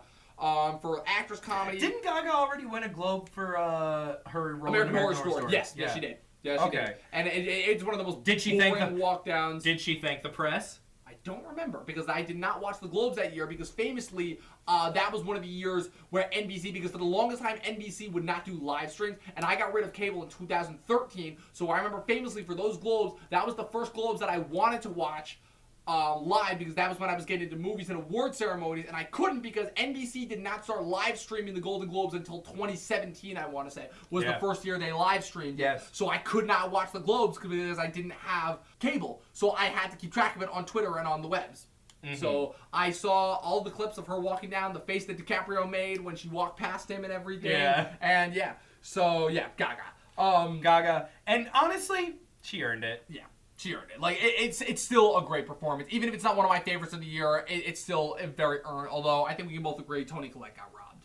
Yes. Toni Collette got fucking That robbed. fucking monologue. Yeah. Just out of I'm nowhere. sorry. Yeah, fucking. Because you know how I feel about Hereditary. Yes. My top 3 this year, Hereditary is tied for first with Searching. Yes. Which, honestly, upset that Searching isn't on here. For giving John Cho. Yeah, but here's the thing. From what I've understood, and going back to what you said about the Golden Globes and how they only go with the safe movies, Searching is a concept movie, and from what I've seen, the Globes especially do not go for those types of concept movies, which sucks because I have heard that Searching is one of the best movies of the year, and it does make me kind of sad that I never got a chance to watch it. It's just that September, man. September fucking Well, here's the ruined thing. any... First off, it's on Kodi. That's how I watch it. It's on Kodi. Okay. So, you mean Canopy? Well, no. I use Kodi. Oh. What the fuck is that? Kodi, it's a legal streaming service in which... Is Canopy not legal? I don't know. Canopy, actually. It's through the school. Oh. Yeah. Yeah, Canopy's probably legal. Yeah. No. The school Kodi, uses it. What Kodi does is it provides applications such as Exodus Redux and Maverick and Flixnet, which basically scrapes the internet for illegal streams. Oh. And then brings me the options to watch so that I don't have to download anything so that I'm not technically doing anything illegal. Oh. So come at me, Sunny Oswego. right. I'm not doing anything illegal. On your Wi-Fi. On your Wi-Fi. That's the important part. I do illegal things off of your Wi-Fi. But on your Wi-Fi, totally legal. Yeah. I don't go to friends' houses and download ROMs from the internet. Yeah, right? I don't download ROMs from the internet. I don't pirate video games. Yeah. On your Wi-Fi. Yeah. So back to actors comedy real quick. So, Anywho, John Cho deserves it. yes, from everything I've Fucking heard, so upset one that of the he best didn't get it. performances of the year from everything All I've the heard. other minor actors are weak in that film. Oh, here's the weird thing. I heard Deborah Messing is good in that movie because I somebody spoiled the twist for me, the twist around Deborah Messing's character, which kind of killed off a lot of the buzz of why I wanted to go see that movie. So the other If thing it's I'll say- spoiled for you, you have no reason The to other thing watch I'll it. say, I'm that sorry. movie, I'll tell you another big turnoff for me for that movie is that, I'm sorry, I don't know what your thoughts on the trailer are. That trailer sucked. The trailer was awful. That trailer might be one of It the made worst it. trailers I've It seen literally in the made year. it look like another Unfriended. Yeah, and it did. was I just literally like, thought I was watching Unfriended, and it's so weird because we got another Unfriended movie this year. Which I will say, hold on, controversial statement here. Sleeper hit Unfriended And 2. from what I heard, that is not a controversial opinion because I know many people who like that film. Yeah, Because Unfriended because 1. from everything I heard, they took all the supernatural bullshit that was in the first one out of it. Unfriended 1, hot garbage. Unfriended 2, hot garbage, but in the real world, and it makes sense, and it's actually a great popcorn movie. Nice. Great I like popcorn those. movie. So for actress comedy for the Yes. Globes, we have Emily Blunt for Mary Poppins Returns, Olivia Colman for The Favorite, Elsie Fisher for 8th Grade, Charlize Theron for Tully, and Constance Wu for Crazy Oh, I Rich want Asian. it so bad for Elsie. Yeah, I want it for Elsie too, and potential ghost pick because that movie's getting a lot of surprising buzz. People are saying that could be a dark horse shoe-in for Best Picture. No, which would be seriously. awesome. Seriously. Because that movie is, I think that movie is one spot away from getting edged out for my top 10 of the year. But I'm gonna try my damn, because Vox Lux pushed out Isle of Dogs for me for my top 10 of the year. But I'm gonna try my damnedest to keep that movie in because goddamn, if that movie isn't one of the most poignant, It's depressingly so accurate movies of the real. year. It's so yeah, and I get it. I get how some people might not relate to it because it's relating because in that movie the seniors in high school were born in 2001, which is like a foreign concept to us because those kids were in 8th Right. grade the last time I was in high school, at least. Those kids would have been in 7th grade the last time you were in high school. And the 8th graders were born in 2004, which means Well- those 8th graders were like just hitting elementary school when we were high so school. the thing is luckily it was made by Bo Burnham. Right. A 27, 28-year-old man. Right, so it's a good idea. I think it's interesting, definitely interesting, and for the best that a millennial is covering a Gen Z Edge of millennial. like just close to the edge of millennials' Yeah. journey through that time of our lives. So it just feels relatable enough. Because I remember he was born 90. 91, I want to say. No, because I think he's 27. I think it was 91. I want to say it was 90 because he was 18 when he did his Comedy Central Presents back in 2008, if I'm not mistaken. Huh. You might want to check that one, because I could have sworn I saw he was when I checked. Do you want to check me? I'll check you right now. I left my phone out. I don't bring my phone to fact check recording. you so hard right here. And I will definitely say, out of all the directorial debuts this year, out of the side of that one fucking scene in the car, that movie is as close to perfect as you can get. Bo Burnham, born August 21st, 1990. Holy fucking boom! And an August birthday. Fuck yeah! I love giving shout outs to August birthdays. No, yeah, absolutely. I got an August 17, 97, baby. September 18th. Hey, September's a garbage month for movies, but hey, for birthdays, my brother was absolutely. September 26th, 2001. Oh, nice. A week and a half after 9/11. Yay! Oh my god. Little side. My brother, we have a close family friend whose youngest daughter was born on 9/11. Oh, yeah. So a little sidetrack. I was literally a week before 9/11, and so it was a week before my. Well, obviously birthday. a week before what would eventually become 9/11, because last time I checked, you're 20 something, not 17. I'm 22. Yes. It was a week before my 5th birthday, and I was so confused on why we were getting out of school. So you were like, why are we leaving school? See, that's the thing. I thought it was because of my birthday. I was 4, so I would have still been in preschool that day. So I thought it was because of my birthday. I thought we were getting out of kindergarten for my birthday. I barely remember. So confused. Yeah. And then I got home and saw what was going on, and I was just like, oh my god. Yeah, this is... I'm 5, and I think this is fucked up. Yeah, like... Anywho, back to the Golden Globes. Every time I do that, I just want it to be comedy gold. Like, when we're talking about 9/11, it's like, and we're back. Anywho. So real quick, just for who's winning that, the one confusing thing that I will say is I have 8th grade for drama, not comedy. I don't find that film comedic in the least. There's funny parts I find to it uncomfortably comedic. It's uncomfortable, but I don't find it uncomfortably comedic. Like, it doesn't, for me at least, for that movie to qualify as comedy to me, I feel like it would have to be semi-satirical, and it's not. Yeah. It's not trying to be honest. at all. It is so honest. It is one of the most honest, brutally realistic films that I've seen. Yes. I think when I reviewed it originally, I think my terminology for it was, it is gross, but in all the right ways. Yes. So for me, that's why I qualified it as drama. And then the other confusing one to me is Olivia Colman. So the Hold on, favorite... what was Olivia Colman for? The Favorite. Oh, right. The Yorgos Lanthimos movie. And so I'm not going to go into a big spiel about The Favorite, because I don't want you to have to cut any more segments from it. But the one thing that confuses me about that movie is the placement of the actors, because the thing about it is that, so Olivia Colman has lead because she's the queen, and then Emma Stone and Rachel Weisz, who are the two people that are fighting for her affection, and Rachel Weisz is the lady who's like her current lover, and then Emma Stone is the maid who's vying for her attention. And the problem is the movie, the center struggle of the movie is the rivalry between Stone and Weisz, to the point where Coleman almost takes a back seat, because all that she's doing throughout the movie is complaining about how she looks and how she can barely get out of bed or walk. So in my mind, at least, Stone and Weisz are co-leads and Coleman is supporting. So that's like how... So for me, at least, that comes off as more of a political BS thing. But even that makes no sense, because none of them are big names. Because I would say out of the three of them, Emma Stone is the biggest name. Help me out with a name here, because Yeah. I'm blanking so hard. Who played the mom in I, Tonya? Allison Janney. Okay. I don't think... Okay. Controversial statement. Okay. I don't think Allison Janney deserved to be nominated for... Really? Supporting actress. Okay.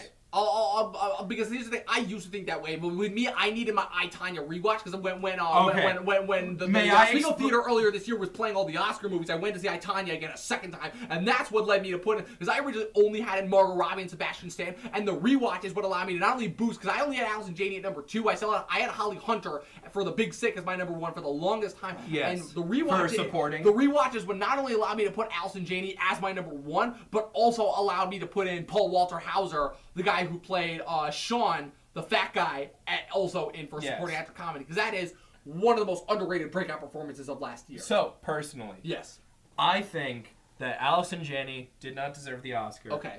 I think... Why? Because though I love her character, and she nails that fucking character, yes. And not only that, but every scene that she's in, she lights up the scene.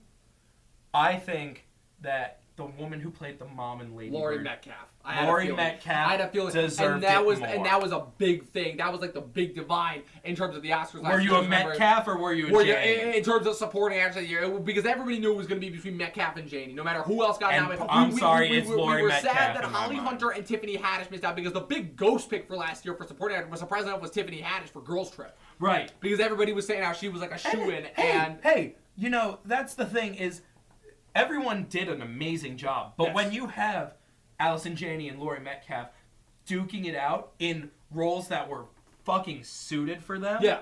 it's a tough Especially one. when you have Mary J. Blige, where their competitors are Mary J. Blige, who, besides her only getting in because that's a Netflix movie and Mudbound is like the first Netflix movie to get nominated for Oscars, she is the most underwhelming part about that Which movie. is disappointing because everybody else in that movie, even fucking racist-ass old Jonathan Banks, is acting circles around her. Fucking Rob Morgan, the guy who's in every fucking Marvel Netflix series, which, speaking of which, could we just give a quick shout-out to Rest in Peace Marvel Netflix TV shows. Yeah. And that's sad. Hold on. And we all know the reason have they for it. called Jessica Jones Not yet, but the reason why is because Jessica Jones Season 3 and Punisher Season 2 have already finished production, so they're going to release those and then they'll cancel them.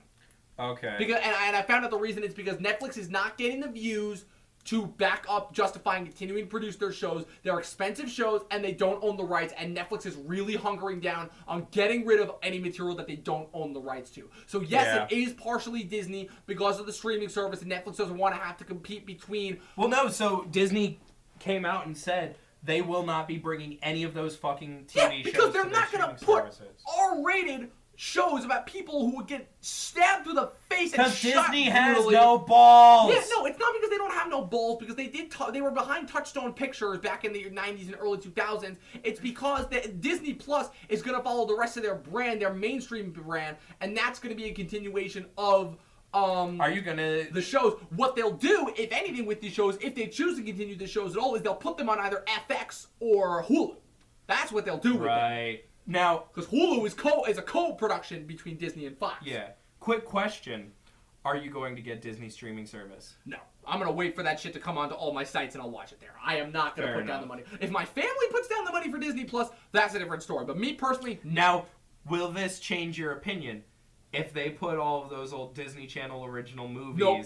Because I'm not a fan enough of those Disney Channel original movies. Really? Yes. I loved them. I am not a fan of the Disney Channel I original loved them, movies. and I remember I them. don't know why, but they were just not staples enough of my childhood for me to look back fondly on those. I don't know why. See, I wonder if it's. I know it's only a year difference, but I wonder if it's that it's a year difference between you and me. Maybe it is. I don't know. But you know what? It's not, because I know a fair decent amount of people who are my brother's age, who I live with in Moreland, who love all those movies, like Yeah. Halloween Town, all of those movies. Yeah. And Halloween Town is like the only one I know because freaking I don't remember any of the rest of them. Phantom of the Megaplex, Smart House, Luck of the Irish, 13th Year. Yep, not ringing a bell for any of those. Luck of the Irish was one of my favorites because Yeah. it was about a kid turning into a leprechaun. Although Dustin was telling me about this one movie, and I don't know if this is a Disney Channel movie, the Agent Cody Banks movies.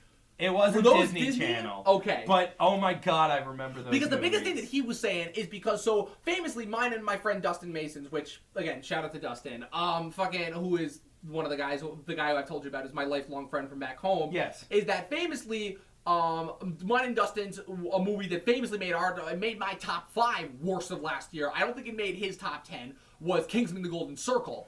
And, yeah, top 10 worst of the year for me last year. And the biggest thing about him that Damn, I stood haven't out, even seen it that yet. stood out to him about that movie is there's a scene in the movie where Julianne Moore, it's when they're introducing Julianne Moore as the villain, who is awful in that movie, where she shoves a guy in a meat grinder and turns him into patties in order to make the one henchman not fail her. And the guy who she shoves in the meat grinder at first is the villain from Agent Cody Banks 2. And I didn't know that because I've never seen any of those movies until Dustin told me about them. And I'm like, what? Have you watched them yet? No, I have not. Still. Don't watch them. They're- They don't hold up. Here's the weird thing, though. I watched Nostalgia Critics review for Big Fat Liar, and that movie looks actually funny. It's hilarious. Oh my god, no, that holds up.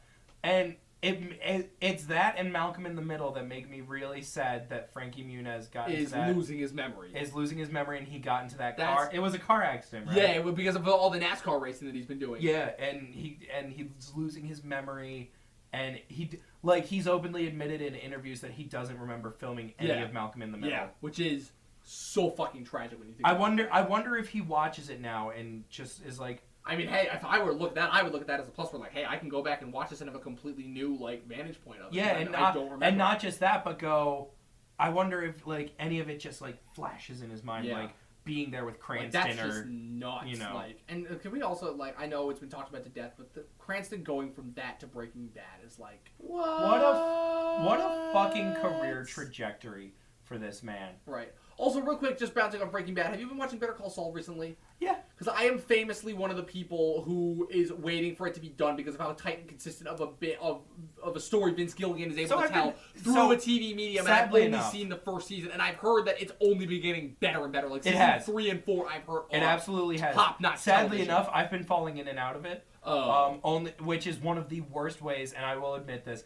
One of the worst ways to watch a TV show is to be falling in and out, especially with such a cinematic show like Breaking Bad or Better Call Saul, where if you're not binge watching or watching religiously, like setting us like, because I found The Office in between watching Better Call Saul, and I went with The Office only because. And you binge watched that whole thing, right? 7 times at this point. Like, it's weird. I don't think I've had a show other than Community. For me, that's Parks and Rec. Parks and Rec, I can watch any season of that show. Yeah. Like, in a heart. I think I finished that entire... Once I got locked onto that show, because it took me a while, because season 1 of that show was rough to get through. But once I got, like... It was about midway through season 2, ironically enough, when Louis C.K. came in, that I was, like, locked in, like, I'm when good. Louis C.K. came in. The pun.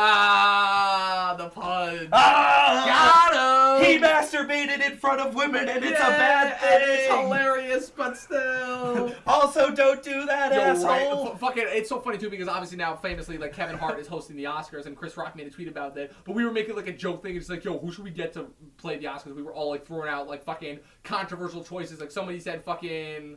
I don't remember what Dustin and Chris said, but I said Louis C.K. as a joke, and it got so many emojis. Because my whole thing is that fucking in the 2015 Oscars, when Louis comes out to present Best Documentary, it's one of the best intros ever because he famously says, "You haven't seen any of these movies." And you know, you all are gonna leave this building and get into your stretch limos or your Maseratis or your Lamborghinis, your fucking nice cars. He didn't say fucking, but your nice cars. And these people are gonna go out and they're gonna get into their Honda Civics and go home and cry into their pillow. Yes. Except for the one that takes home this trophy. Except for the one who takes home this trophy, which he pulled up in a Toyota Corolla. Which is awesome. Except that he still masturbated in front of women, which is not okay. Oh, I have such a love-hate relationship with Louis. I hate him so much for the dumb and stupid shit that he did, but I love his fucking mind. So I love his smart. brain. Like, he might be one of the smartest people in, like, the business. In comedy, at least. And just in general, not even in comedy, just in general. Like, one of the smartest people in general. Controversial opinion, best part of American Hustle. Yeah, I'll give you that. Best part of American Hustle. American Hustle, I finally watched. I gotta say, that is a film that I was not impressed by. Not at all. Oh, not at all. Like, wow, I'm amazed by how underwhelmed I was by that movie. No, Bale was to the point where that movie was almost a struggle to get through. Not to rustle any feathers. Bale was asleep. Amy Adams. I think Bale. See, that's the acting. I think is still great. I love Bale. I love Adams. Is a little bit of a sleepwalker for the first half, but I get through her by the second half. And Lawrence feels like she was. Lawrence, that might be one of my least favorite of her performances. Not a fan of that performance. I felt like it felt like she was just written in. It felt like David O. Russell just needed to put her. Shea Whigham's great in his part. All the bit part actors I like Shea Whigham, Jack Houston, fucking. Oh my God, who else? Bradley Cooper. Louis C.K., Alessandro Nivola, who shout out to him for getting the part as Dickie Moltisanti for the upcoming Sopranos prequel, The Many Saints of Newark. I'm very excited for that movie, and I think Nivola, the fact that they got somebody who looks so much like Michael Imperioli is amazing to me. And, who else? And I'll tell you who else, Jeremy Renner. Jeremy Renner's fantastic in that movie. I love him in that movie. Bradley Cooper did his thing where he just scream acts all the way through a film. I'll give you that. Like, there's parts of that movie where you can tell, like, it's great. But no, I'll give it that. That's definitely one of his weak performances. The leads are weak in that movie, in my opinion. I'm sorry. It's one of the situations for me where they're acting their asses off with bad material. Like, with bad material. Like, bad material. Yes. very. Yeah. Oh. So real quick, so my whole thought process for the rest of this show, at least, is only because, like I said, I don't want to go a little bit. If we go over 2 hours, that's fine. But I do want to run through the rest of the important ones, and then I actually want to do, like, since this is going to be our last official episode, and my last official episode for the podcast wise for 2018, I just want to, like, potentially run through some movies we might be looking forward to for 2019. Ooh, which would be really interesting. Oh no, I don't know any. Oh no. I'm gonna help you out there. So. Thank you. You're welcome. I don't pay attention to the So real future. quick for actress comedy, that's a tricky one, but I'm going, my choice is, like I said, I'm going ghost choice. I'm going Elsie Fisher. I think Elsie Fisher can take it. Yeah, I really same. do. I've got enough good And I'm praying praying. Elsie. So real quick, again, just going to run through the rest of these. Yep, So go for supporting actor, because again, the weird thing the Globes do is they keep the lead acting position separate for drama and comedy, but they merge the supporting categories into one. Yeah. Never understood why they did that, but whatever. Supporting actor, Mahershala Ali for Green Book, Timothy Chalamet for Beautiful Boy, Adam Driver for Black Klansman, Richard D. Grant for Can You Ever Forgive Me, and Sam Rockwell for Vice. 4 to the 5 of supporting, but everybody was predicting the one that famously, of course, didn't get in was Sam Elliott for A Star Is Born. But again, out of that 5, I'm going Mahershala. Mahershala, he's going to get all the accolades this year. I'm either giving it Mahershala or surprise. Hold on. Yeah. Sorry. Which I actually want to tell you a quick story about Mahershala or Adam Driver. I'm going Mahershala, but so funny story. So remember the big thing, right? Obviously, 2 years ago when Mahershala is winning all the accolades for Moonlight, right? Mahershala wins every single award for Moonlight except for one. Take a guess as to which one he lost out on. Golden Globe. And guess who won? Who? My favorite supporting performance of 2016. Motherfucking Aaron Taylor Johnson, kick-ass himself, in Nocturnal Animals, in one of the most chameleonic performances of this decade. That kicked off the award ceremony that night, and that is one of the most deserving wins I've ever seen in any award ceremony. Oh, wow. That was great. I've never seen the movie. It's one of the best movies made this decade. It is pristinely written, one of the most unique and different scripts, so much underlying subtle tension, incredible performances, immaculate set design. It's directed and written by Tom Ford, the suit designer, and it's one of the best movies this decade. Incredible movie. I rewatched it earlier this year, and then this semester, I mean. And then for supporting actress, it's the 5 that everybody was saying: Amy Adams for Vice, Claire Foy for First Man, Regina King for If Beale Street Could Talk, Emma Stone and Rachel Weisz for The Favorite. My choice, I'm going Claire Foy because of the kick-ass year that she's been having. It's not the best performance that she's given this year, but just because of all the goodwill that she's built up for herself this year. I just for the sheer amount of things that she's been, I'm saying Claire Foy for that. The Academy does love them some Amy Adams. They do love them some Amy Adams, except Amy Adams still has yet to win an award for Oscars. But they nominate her for everything. They do nominate her for everything. She takes a shit and she gets nominated. She didn't get nominated for Arrival, though. That's the one thing that was shocking. Yeah. She was not nominated for Arrival. They went with the foreign choice for that, with Isabelle Huppert. I'm going Claire. Which is another strong reason why I'm saying Yalitza Aparicio is going to get in for Roma, because even though Roma got nothing for the Golden Globes, the Golden Globes don't typically tend to look at foreign films the way that the Oscars do, and the Oscars have been famous for getting in that one foreign performance, like Marion Cotillard getting in for 2 Days, One Night over Jennifer Aniston for Cake. Fucking, what was the one that I literally just said? Not Yalitza Aparicio. There was another one. For Roma. For Roma. Berenice Bejo getting in for supporting for The Artist, although she got a lot of awards contenders. What was the other one that I'm thinking of? There was one that got in for foreign. 2012. 2012. Emmanuel Riva getting in for Amor. Oh, right. And, what was the other one? There was one other. That was that. There was 2014. And, 2015. Charlotte Rampling getting in for 45 Years, which is a foreign film that nobody saw. Years. And Nobody saw. And then Isabelle Huppert for Elle over Amy Adams for Arrival, who was the top nominated choice. And then Meryl Streep getting nominated for Florence Foster Jenkins. Why? Even though I hated The Post, I can at least still understand her getting nominated for that because it's Spielberg. But why Florence Foster Jenkins? Because it's Meryl fucking Streep. I'm sorry, the last movie that she should have gotten nominated for, at least for me, was Devil Wears Prada. Everything she's been nominated for since Devil Wears Prada, I don't understand why, and there's been somebody else that I would have put in her place. Fair enough. Yeah. Also, the fact that I would say in that movie, I don't know, I can't say. But, so then, real quick, going over animated feature, we have Incredibles 2, Isle of Dogs, Mireille, Ralph Breaks the Internet, and Spider-Verse.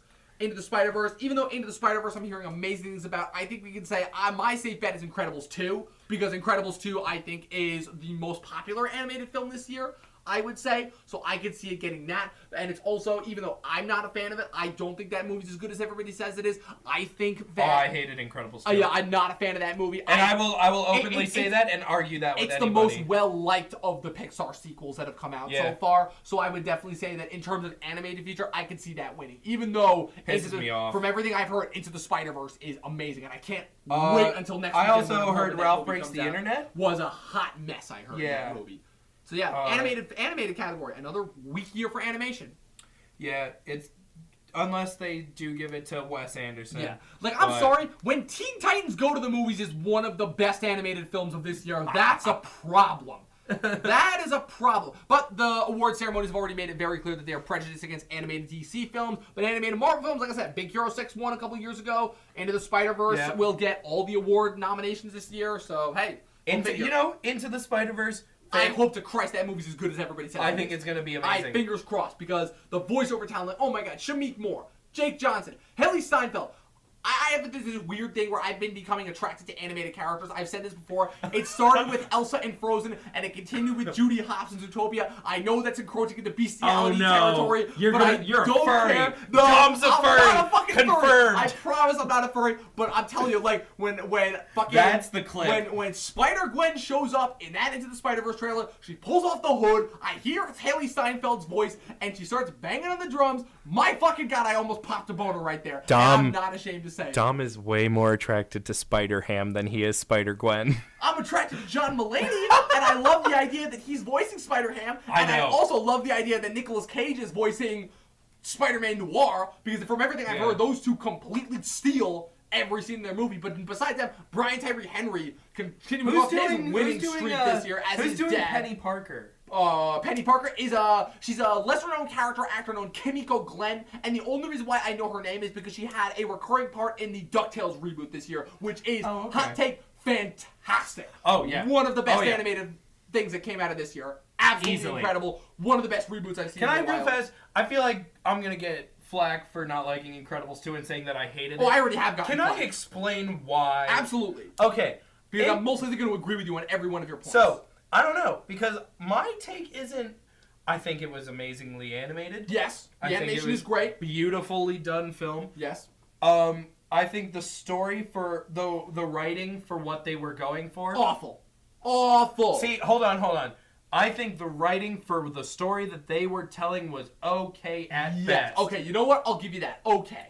I think the story that they decided to tell was fucking stupid. Yes, and the characters, the way they wrote those characters, it was like they forgot about every... And it felt like character... Oh, Dom, let me say it. The entire time, they're trying to undo, because the whole point of the first movie is explaining how to balance film. out your heroes and trying to balance out your heroic duties with being a responsible adult, because the whole thing is they're using Bob's superheroic antics as a representation of his midlife crisis and how he needs to learn how to be a better family man for his family. And this time around, they're going the complete opposite route by basically saying, it's okay, by basically, except for flipping it with Elastigirl, which makes her come off as more of a hypocrite because of the amount of flack she was giving Bob for the last movie, where now, it's perfectly okay to abandon your family, go out and be an adrenaline-seeking junkie superhero. Here's the big thing, okay?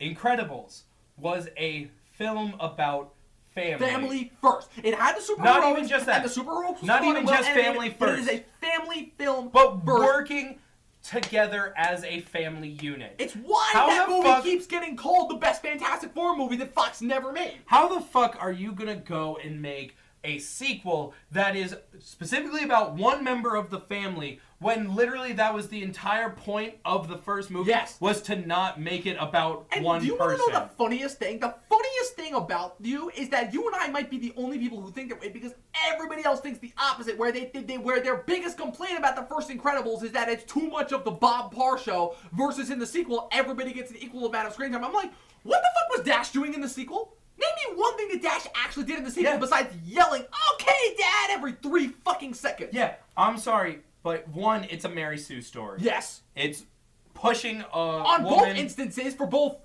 Elastigirl and Violet, because Violet is reduced to being a complete teen stereotype, which kills me. Yes, exactly. And I am so okay I love women taking the forefront. Yes! I am so happy I'm fine with that, but not with the current. But not kind when of it's character Incredibles tropes that 2. Hollywood gives them. Not when it's Incredibles 2. Yes. Because Incredibles 2 is about family. It is about literally. It's almost like they Really? I'm glad you think it's about family because for me, I got it as It's about Incredibles 1 is about family. Incredibles 1 is about Incredibles 2 should be about family. Yeah. But it almost took everything that Bob learned in the first film and threw it right out the window. Threw it out the window. It's like, are we really Bob and redoing Helen this? for that matter? Because he still had that weird misogynistic attitude, like, but I wanted to be the Which again, star. the one thing I will give that movie credit for is at the very least they give a reason for that. But again, the whole thing is that you had your superheroic adventures, like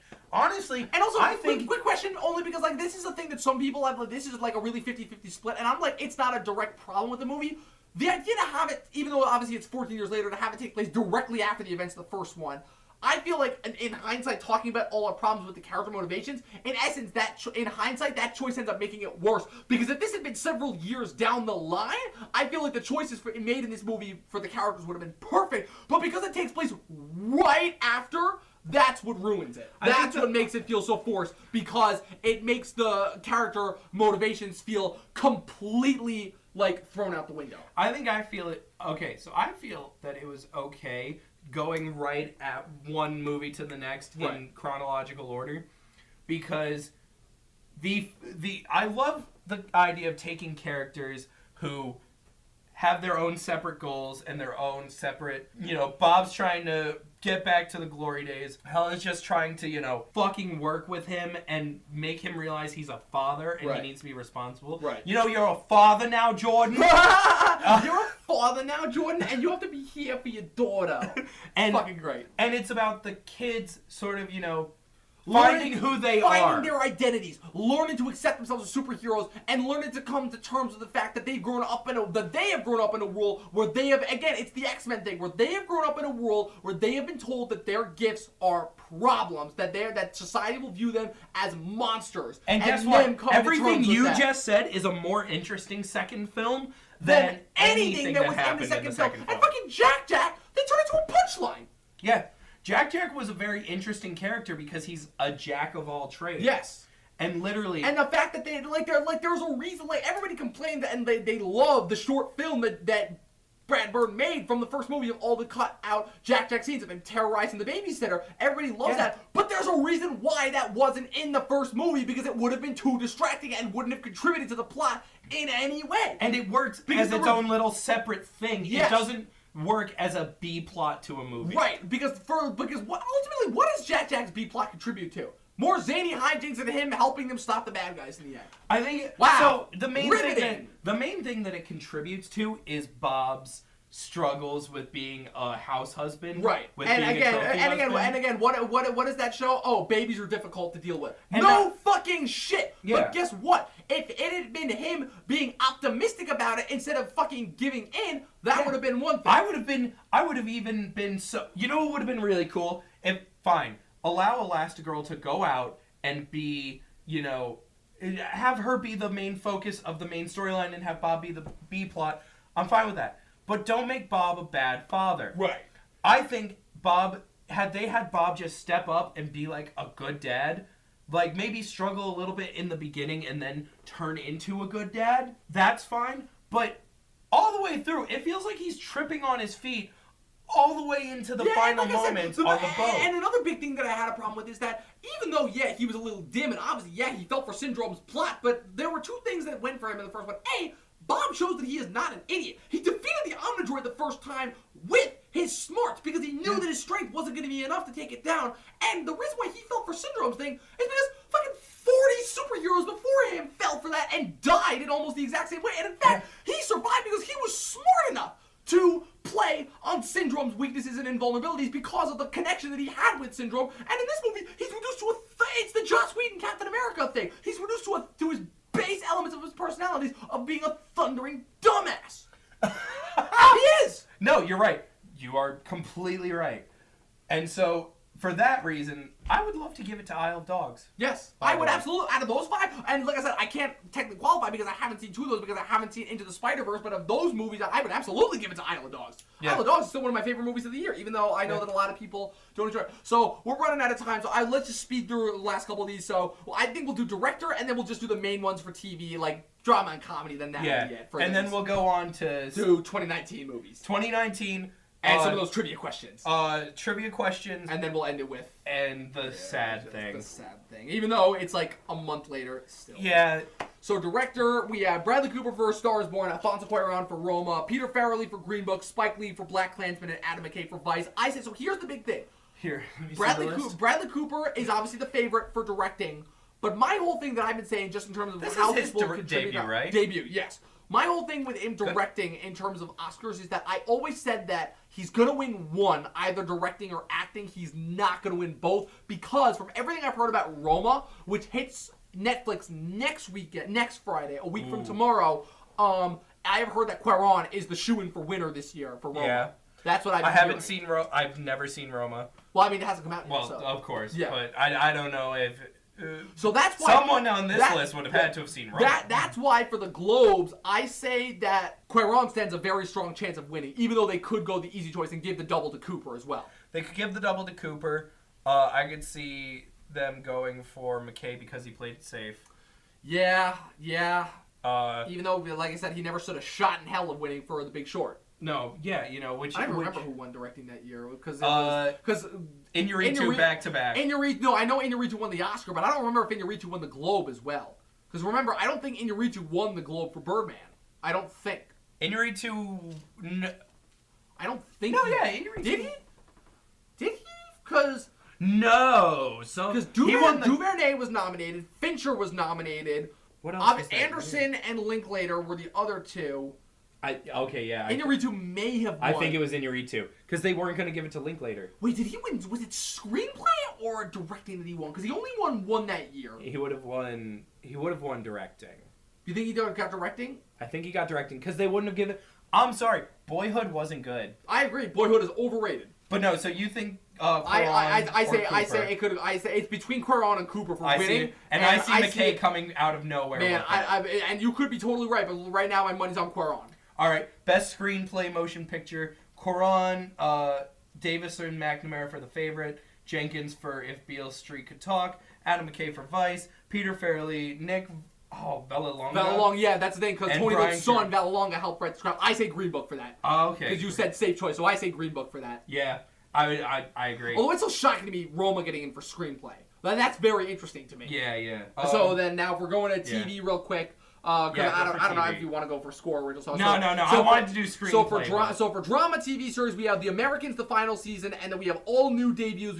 We have Bodyguard on Netflix with Richard Madden, Homecoming, which is Sam Esmail's new show on Amazon starring Julia Roberts, Killing Eve, which is the show on BBC with Sandra Oh that got a bunch of noms at the Emmys, and Pose, which actually shocks me because that flew really under the radar because of all the Ryan Murphy production. It was a drama that went to FX. That nobody talked about in the TV sphere. It was covering the rise of the LGBTQ and drag queens in the 80s. Mm-hmm. And from what I heard, nobody talked about it, so I had no idea what to make of it. So I'm throwing it to the Americans, by the way. Oh yeah, Americans. But the other thing is that the Globes also like to do that thing with drama where they like to give it to the new kid on the block. I've seen the Globes are much better than that with the Emmys, where the Emmys are usually notorious for repeating winners, but the Globes usually tend to give it to the new kid on the block. The difference being here, though, that this is one of the first years where there's only one returning player. You got to think about it, though. What did they do with Mad Men? What did they do with Breaking Bad? Did Mad Men win? Because I know John Hamm won for his last one. But that's what I was going for. Did Mad Men win that year, though, for drama? I don't think it did. I don't think it did, but I know John Hamm won. I know John Hamm won, which is why I'm saying Matthew Rhys wins for actor drama. There we go. Easily, because he also won the Emmy. But I think for drama, I say it's going to Killing Eve. Because that show has been getting hella love. Yes, it has. And that's why I think that's winning. And I think Sandra Oh is winning for actress drama. And then going over to comedy real quick. Comedy, we have, if I'm not mistaken, we have two returning players for comedy. We have The Good Place on NBC, which is getting up there, and The Marvelous Miss Maisel Season 2 on Amazon. Marvelous Miss Maisel won last year for Globe, that's why I say it doesn't win this year. And then the three new kids on the block, we have Barry on HBO, Kidding, which is Jim Carrey's show on Showtime, and then the Kaminsky Method, which is the new show that just came out on Netflix. It's basically the way that I categorize it, that it's the male version of Grace and Frankie, where it stars Michael Douglas and Alan Arkin. Yeah. I've What seen that. So my bet for that is Barry, because of how much love Barry's been getting. I say Barry wins You that say one. Barry. Hold on. Yeah. Real fast.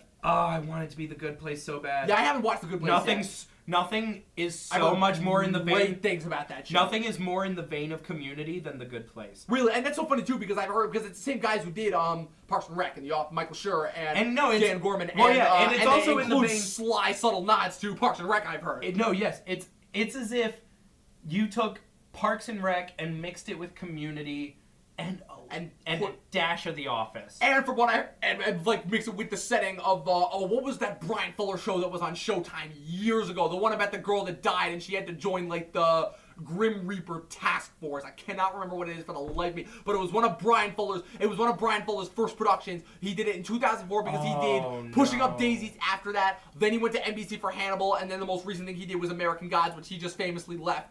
But I cannot remember for the life of me what the show was. I'll never remember. I know it. Mandy Patinkin was in it, and I actually think one of the. But yeah, I'll give it to Barry.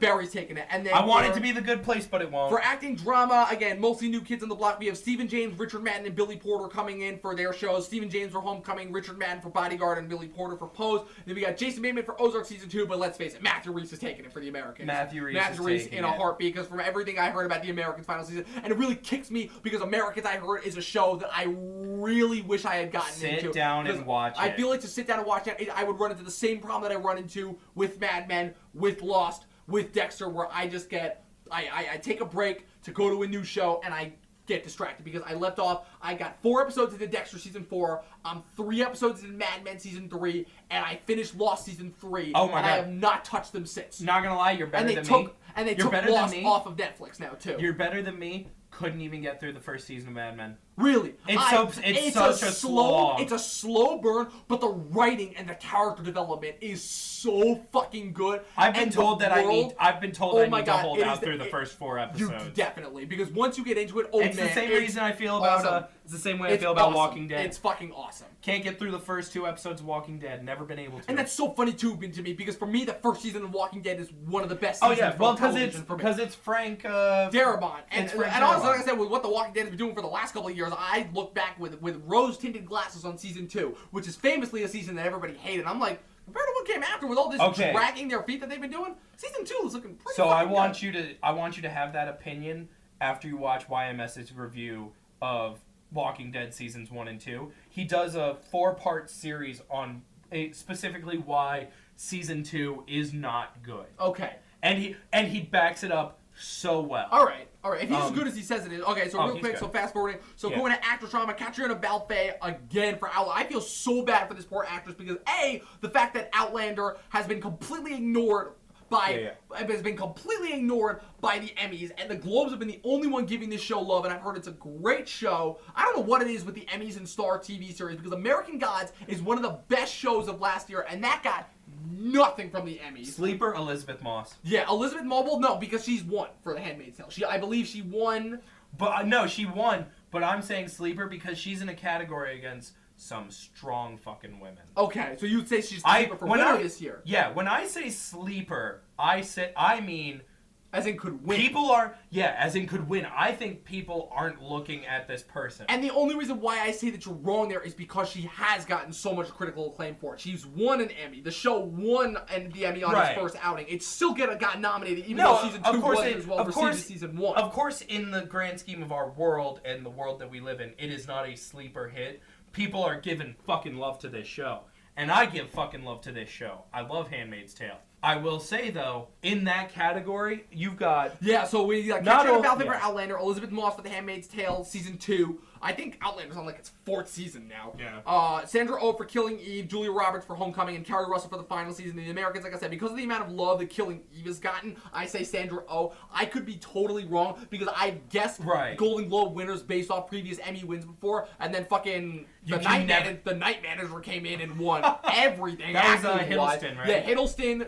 Hugh, what's his name for Dr. House? Oh my God, Hugh Laurie and Olivia Colman. That's the thing that put her on the map. Won all the awards that year. So the thing is you've got Sandra Oh, Julia Roberts, and Carrie Russell I think Elizabeth Moss can beat him. You think Elizabeth Moss gets it? Yep. Because if I'm not mistaken, because I'm trying to remember who won last year, because I don't know why. I used to be so into the Globes, and now like I basically blocked them from my mind. And like we were talking about earlier, the Globes are the only one I Claire watch. Foy won on her outing for The Crown, because I remember she won the Emmy this year because this is her last year on The Crown, because when The Crown comes back for season 3, they're doing an age shift, so they're casting new people. So ironically enough, Olivia Colman, who is going to be in the conversation again, is replacing fucking Claire Foy, and then Tobias Menzies, who is in Outlander, and you might know him as Edmure Tully, Catelyn Tully's younger brother from Game of Thrones, is replacing Matt Smith. And then Helena Bonham Carter is coming in, I think is playing the Vanessa Kirby character on that show. And then, so going to, so real quick off that, going to actress comedy, we have Kristen Bell for The Good Place, Candice Bergen for Murphy Brown, The Revival, Alison Brie for Glow Season 2, Rachel Brosnahan for The Marvelous Mrs. Maisel, and Deborah Messing for Will and Grace. Who do you have for that one? Because that one, I say it's anybody's game, because I don't know enough about any of those shows. Even Glow, because I can tell you, is the only show that I can tell you, Candice Bergen will not be winning. Right. Candice Bergen will not be winning. Well, no, Rachel Brosnahan. Rachel Brosnahan had already won, because she won last year. She won the Globe and she won the Emmy. She's not winning. She's not winning. So it's down between Kristen Bell, Alison Brie, and Deborah Messing. My choice is Brie, only because I haven't seen Bell or Messing. I'm dropping Deborah Messing, actually. You're going Deborah Messing? No. I'm dropping her from the okay. running. Because this is really hard, because I have the biggest crush on Kristen Bell in The Good Place. Schoolboy crush on Alison Brie. Right. Oh, absolutely. I am. Oh my god! One of the so... most low-key hot characters. When she in the musical episode, when they're one that like the music club is converting all of them, and like when Alison Brie comes out and does the sexy Christmas. Yeah, oh my god! I'm like, Jesus Christ. And she's like the ditzy, but like just not even just looks. Her personality is fantastic. Oh yeah, like that. I think that still might be my favorite performance from her in Community. But no, so how about this? I go Brie, you go Kristen Bell. No, because I'm taking Brie. You're taking Brie as well. Brie. All right. She also fucking nailed the second season. Yeah, that's because I still have yet to watch Glow season 2, and I loved season 1 of that show. Season 1 of Glow was amazing. Yeah. But anywho, I give it to Brie, which is sad to say because I also love Kristen Bell in fucking The Good Place. She nails that role. So every episode I go into with that show, I'm like, at least Kristen Bell will make me laugh. Yes. You know. Yeah. Unfortunately, Dax Shepard cannot. Yes. Which sucks because he's an Dax Shepard actor, but yeah, Chips, man. Chips was it for him.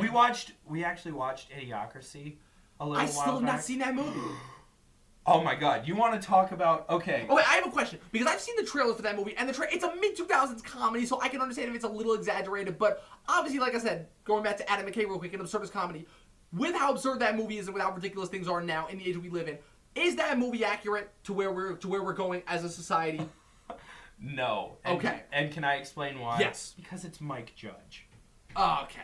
It's why. Mike Judge directing. That's why. It's... he's basically... The big thing is the planet's dying because they're basically his point. Because by the time you get to the smart people have stopped reproducing because they're smart, and so that leaves just the idiots to reproduce. Yes, and so everyone's stupid. They use Gatorade for water in general. Like all water fountains are Gatorade. It's called Brando, I think. Of course it is. And potentially subtle cyanide, tracing back to The Godfather. And so the big thing about it is it was all actual brands other than the Gatorade brand. But they even say it's like Gatorade. They say the word Gatorade. They're like, Tom Kinney voices everything in the future, by the way. Oh, that's hilarious. Yeah. Well, thank you for choosing Carl's Jr.'s. Remember to try our big-ass fries. It's gold. It's comedy gold. One of my favorite roles that Terry Crews has ever picked up. I saw Terry Crews in that, and I heard he's great in that. I lady crush on Alison Brie, man crush on Terry Crews. Especially when you hear that, like, of all the people who came out in the initial wave of Me Too movies, Terry Crews is one of the ones that comes out. Yeah. That was shocking. Not just that, but that takes fucking strength. Yes, it does. Especially with him, because, like, to say that, like, people will straight up laugh at him. Like, laugh at him for saying something like that. You're 6'3" and built like a fucking fridge. Built like one of the few people that could take The Rock on. Oh, absolutely. Like, yeah. So real quick, so now we get to probably my favorite. Hold on, real fast. Yeah. I've been watching Newsroom recently, and I gotta watch that show. I love gotta his get back. performance. I didn't realize my Amazon. I got rid of HBO Now, and that was one of the reasons why I wasn't the HBO show. But I didn't realize my Amazon Prime subscription gives me access to all the HBO shows. Yes. And I think the Newsroom is on there. It is. I went because I've been going back and watching episodes of The Sopranos on there. I've just been And watching the it on Apple Wire- Cody. Right, but Because I steal. and it's 3 seasons, so yeah, I definitely want to watch that. So now we get to quite possibly my favorite category for the Globes: Best Actor in a Comedy TV Series. Sacha Baron Cohen. Sacha Baron Cohen for Who's Sacha Baron America. Cohen. Jim Carrey for Kidding. Michael Douglas for The Kaminsky Method, and then we have Donald Glover and Bill Hader for Atlanta and Barry. Sacha Baron You have Cohen. Sacha Baron Cohen. Why? Because I think, pardon me if I need to just steal, because I always fuck up the name, because I want to say This Is America, because I love right, but Donald it's Glover. Who is America? Who is America? Because not only has he shown the stupidest part in just the way that he can. Right. The stupidest parts of America. But he's also gotten some people to admit some really damning fucking Didn't things. he have like the one senator just run around the room like duck walking, like saying the and shouting out the N-word like as many times as he could on like the first episode? He has had so many people say so many contradictory things to who they say they are. I can't pick any one moment. Have you watched it yet? Not yet. And that's Do you the- have Spotify and- Premium? No. Okay, get Spotify Premium, you get free Hulu, and you get free Showtime. Really? Yes. Okay. Get your $4.99 a month student account for Spotify Premium while you still can.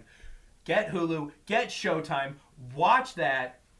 It's And see, that's the fucking thing too, because like Showtime in the last couple of years has really been picking up with their programs. Yeah. It's just here, like I said, they have because they canceled I'm Dying Up Here, which fucking kills me because that show Yeah. is one of the best shows that I've seen in the last Ray couple of Donovan's years. gotten better. Ray Donovan, I still not watched a single episode of Ray Donovan. Ray Donovan's but because getting the biggest better. thing was they were starting to rely only on Shameless because a lot of their other stuff was ending. And the last couple of years, Shameless, I'm sorry, I would say Shameless has not been good.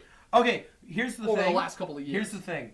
When you have actors, and I commend them for using the same child actors Yeah. over the last decade. And from what I heard, my problem is not with the actors because my problem was never with that show been with the My performances. my problem is specifically with the younger daughter, Debbie. Emma Kenny? I don't like her as Really? I don't like her performance. Huh. Okay then. I like her as an actress. I think she does an amazing job in other things. I don't like. What else has she been in though? I haven't seen her in anything else. She was in oh god, she was in something this year, and I'm fucking blanking on it. But that's the thing is she's okay. Okay. Like nothing astounding. Right. Nothing that stands out in my Like mind. Emmy's great, Will's great, Jeremy's great. Jeremy, I will say, is somebody who's gotten Emmy way better since Emmy day deserves more fucking pay. one. Agreed. I'm sorry. And she got it, and of course, then she leaves. So, fuck. Cameron Monaghan, I like a lot less now. I can tell you that than I did. I like that kid at first, and I would say it's so weird to me because as soon as he got bipolar, that's when I started not liking. yeah, him. I just hate his fucking character. I'll give you that. Like his character's kind of a piece of Because shit. I will say, unpopular opinion, great Joker. One of the better Jokers. Yeah, everything I've seen from him, he is ridiculously over the top, and I'm not a fan of what. But I've seen from him. but it works in the world of Gotham. All right. It works as Joker in Gotham. Sorry, but it does. So for that category, you're going Sacha Baron Cohen for the win. Going Sacha Baron All right, Cohen. I'm still going controversial. I'm still going and Bill also Hader because he Hollywood won the Emmy. Foreign But Press, Hollywood Foreign Press loves Sacha Baron Cohen. really? Yeah, didn't they give? Oh yeah, that's they right. gave He won Borat. for Borat. Yeah, you're right. He won for Borat. That's right. They gave for But Borat. that was also they that nominated was also- for Bruno. No, they didn't. I'm pretty sure No, they didn't. I can tell you right now, there's no way in hell they nominated him for Bruno. No way. I could have sworn they Absolutely had. not. What was that, 2009? Yeah. If it was 2009, I can tell you because I can tell you who they nominated because the winner was Downey Jr. for Sherlock Holmes, which is a weird choice for winner. Yeah. Against over Gordon Levitt for 500 Days of Summer, D-Day Lewis for 9, Michael Stuhlbarg for A Serious Man, and I want to say the fifth one. You would have given it to JGL, wouldn't you? Absolutely, JGL. Yeah. 500 Days of Summer Oh, yeah. is amazing. Yeah. Just watch that movie for the first time this summer. That movie was the closest I've seen to making me cry because that movie just hit. Have you watched 50-50 yet? Oh, fuck yeah, I watched 50-50. I watched that Did you movie bawl years during ago. 50-50? Because Absolutely, I bawled during I 50-50. fucking cried that so movie hard. is so heart-wrenching, but I like because 500 Days of Summer just so perfectly describes my first relationship, like my first love, in so many ways that are like so fucking spot on accurate. And honestly, it have to go back and watch preemptively makes me hate Sony more for wasting Mark Webb with those amazing Spider-Man movies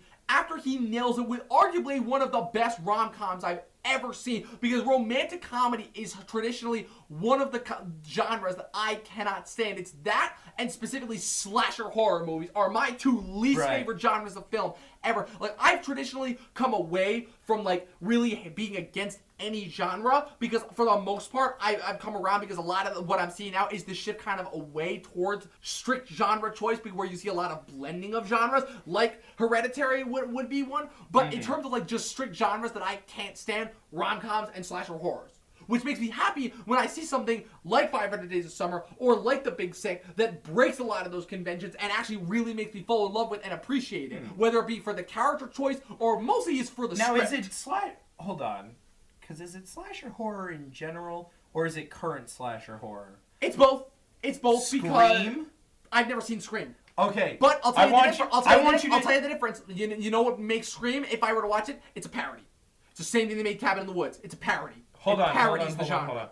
Can I request from you To watch Scream? No. I'll add you to the list of people. You do this movie night. Halloween 1. Already the seen original it. Halloween 1. Already seen it. Yeah, but just watch it again. Then watch Scream. Then do Scream 2. Okay. And Scream 4. Skip.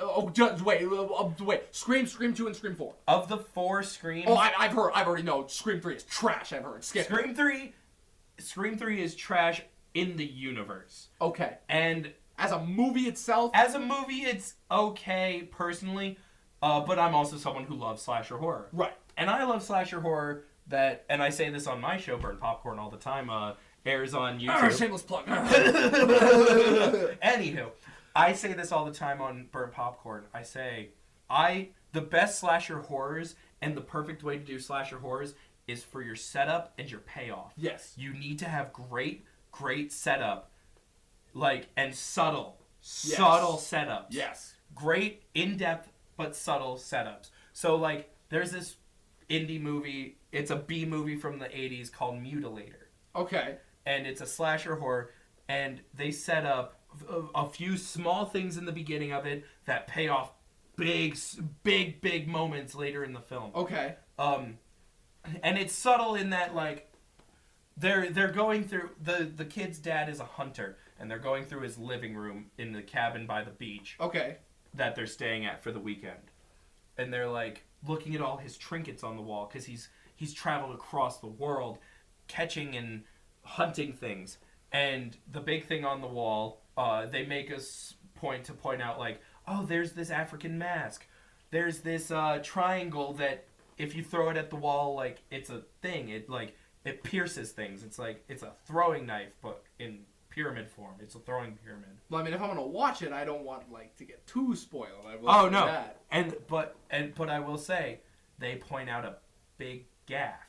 Do you know what a gaff is? Like a gaff, like a gaffer, like a behind the scenes guy for doing the lights. So a gaff is those big ass hooks that they use to fish for sharks. That's and what those whales. are called? Yeah. So what you do is That's what we call them, hooks, like big hooks. Yeah. So you harpoon a shark and get it close to your boat, and then you use a gaff. And then you're on there, and you're literally killing, because that's what old sailors would do, is that they would literally pull up alongside the whale and literally kill it while it's scoop out its guts and its fat while it's still breathing. Yes, and you use the gaff. Not just that, but you use the gaff to if you've got a big shark, you're not gonna pull it up by that harpoon. Right. You're gonna have to get a hook into it, and a gaff is big enough to pierce that skin. I won't spoil it because I recommend watching it. Okay. It's because if it's anything like Texas Chainsaw Massacre, I kind of know where it's going. Right up a vagina. Oh. Okay then. That is the biggest. It's the most. It makes me shudder. I'm a man. It makes me shudder. I'm a man. I think. And it makes me shudder. I think. Throw back to Malcolm X. So, fast forwarding now to how we're going to wrap this segment up, which is looking forward to movies of 2019. So I have over here just a rough list of about 52 movies that I'm looking forward to, or that at the very least I will watch in the year of 2019. Well, so I'll throw out mine real quick because I'm sure my list way shorter. Well, actually, so how about this? So rather than do our top 10s, how about I just run through the movies that I have, and if you can think of any that I didn't mention real afterwards. fast, anything Marvel's coming out with in 2019. Yeah, duh. Avengers fucking... 4, number 3, most anticipated after a new Scorsese and Tarantino. Surprisingly enough, The Irishman! The Irishman's coming The out Irishman's soon! coming out.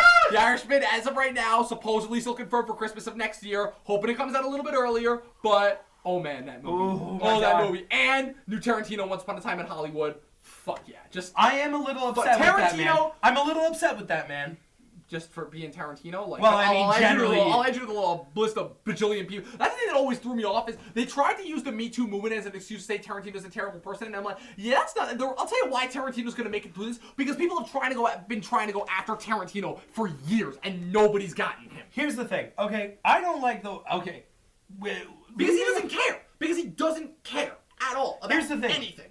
That's not related putting aside Tarantino's, all the weird foot fetish stuff that we know about him and all the, like, weird sexual stuff we know about him, I don't like how he treats some of his actresses and his actors. Okay. Especially, there was that release of the video from... the video. The Kill Bill video. I'm still a little bit questioning of that, because the fact that she waited so long, and especially because that wasn't even a thing, and basically making up that he was, like, basically turning into a cannibal and was, like, trying to bite her and shit, and then Diane Kruger came in and shut her down real quick. It's like, yeah, Tarantino did the same thing for me for Inglourious Basterds. He just wanted us to understand the sensation that we were supposed to be feeling so that we would give better performances. Right. And so, I appreciate... I still appreciate some of the on-set stories I've heard of Tarantino. Right. He's no Hitchcock. He's not dressing. Clearly. He's not dressing in drag to like make his crew laugh. Right. He's Hitchcock did that? Yeah. I didn't. Oh my God, Hitchcock is famous for that. Jesus, that's news to me. He would constantly dress up as a woman to make people laugh on his sets. Wow. And he would direct in like a full nightgown and like wig and everything. Wow. Yeah. The things he did. Wow. Yeah, well, because Tippi Hedren, that must have thrown off Tippi Hedren even more when he was coming on to her as hard as he was when they were filming The Birds. Yeah. Oh, absolutely.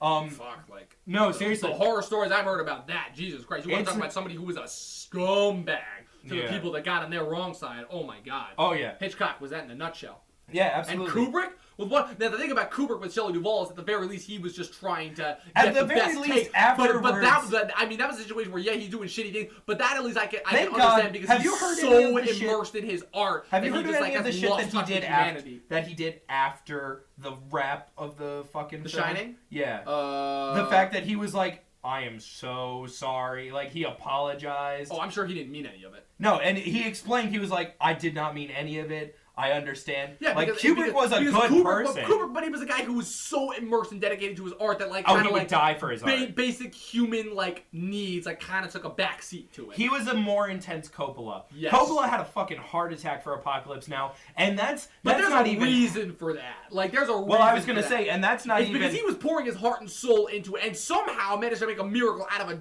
doomed project. Like that project was. You want to talk about one of the Hearts fucking of Darkness miracle, is beautiful miracle. Out of a fucking tragedy. It's the big three ones. It's that.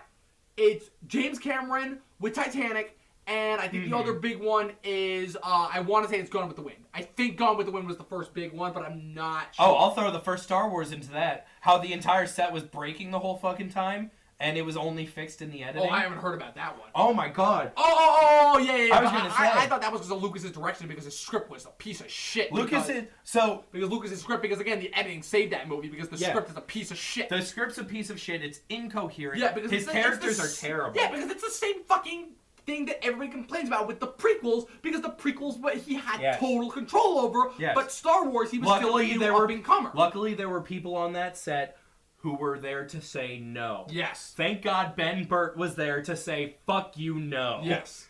I don't think Ben Burt was the exact person, but I get the idea that you're going because for. Ben Burt is a fucking saint. Yes. Anywho. He gave us Wall-E. Like, come on. Yeah, Ben Burt's a saint. So in rolling through 2019 real quick. So my big thing with Tarantino. Yes. I'm mad at that man because he was promising me a remake of Faster Pussycat Kill Kill, and he dropped that fucking project. Really? Yeah. When was this? It wasn't even rumored. It was like he was like, I would love to do this.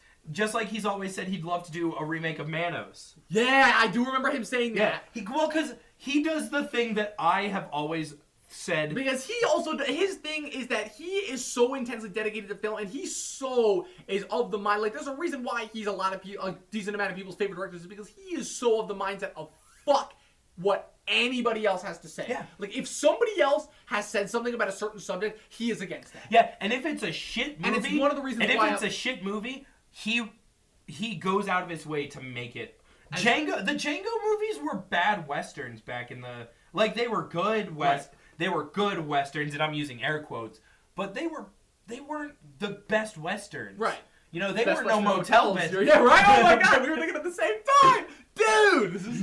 Yeah. What does mine say? Sweet! What about mine? Dude! Sorry, you're fine. You nailed that dude perfect. I know, right? Yeah, I've been told I do a me and Ashton Kutcher. So, so at the bottom of the list, I'm going to watch this movie, even though I think it's going to be the most steaming-keeping pile of shit. The Artemis Fowl movie that's coming out, directed by Kenneth Branagh. I have zero interest in that. Yeah, because you don't read the books. And as somebody who was already led astray by Percy Jackson, where that trailer and the fact that Disney is doing this, I already know they're going to cut the balls off of everything that made that movie great. Because the fact that you have a 12-year-old sociopath who is kidnapping fairies and extorting them for gold to fund his own criminal empire is awesome, and Disney's gonna fuck that in the ass so hard.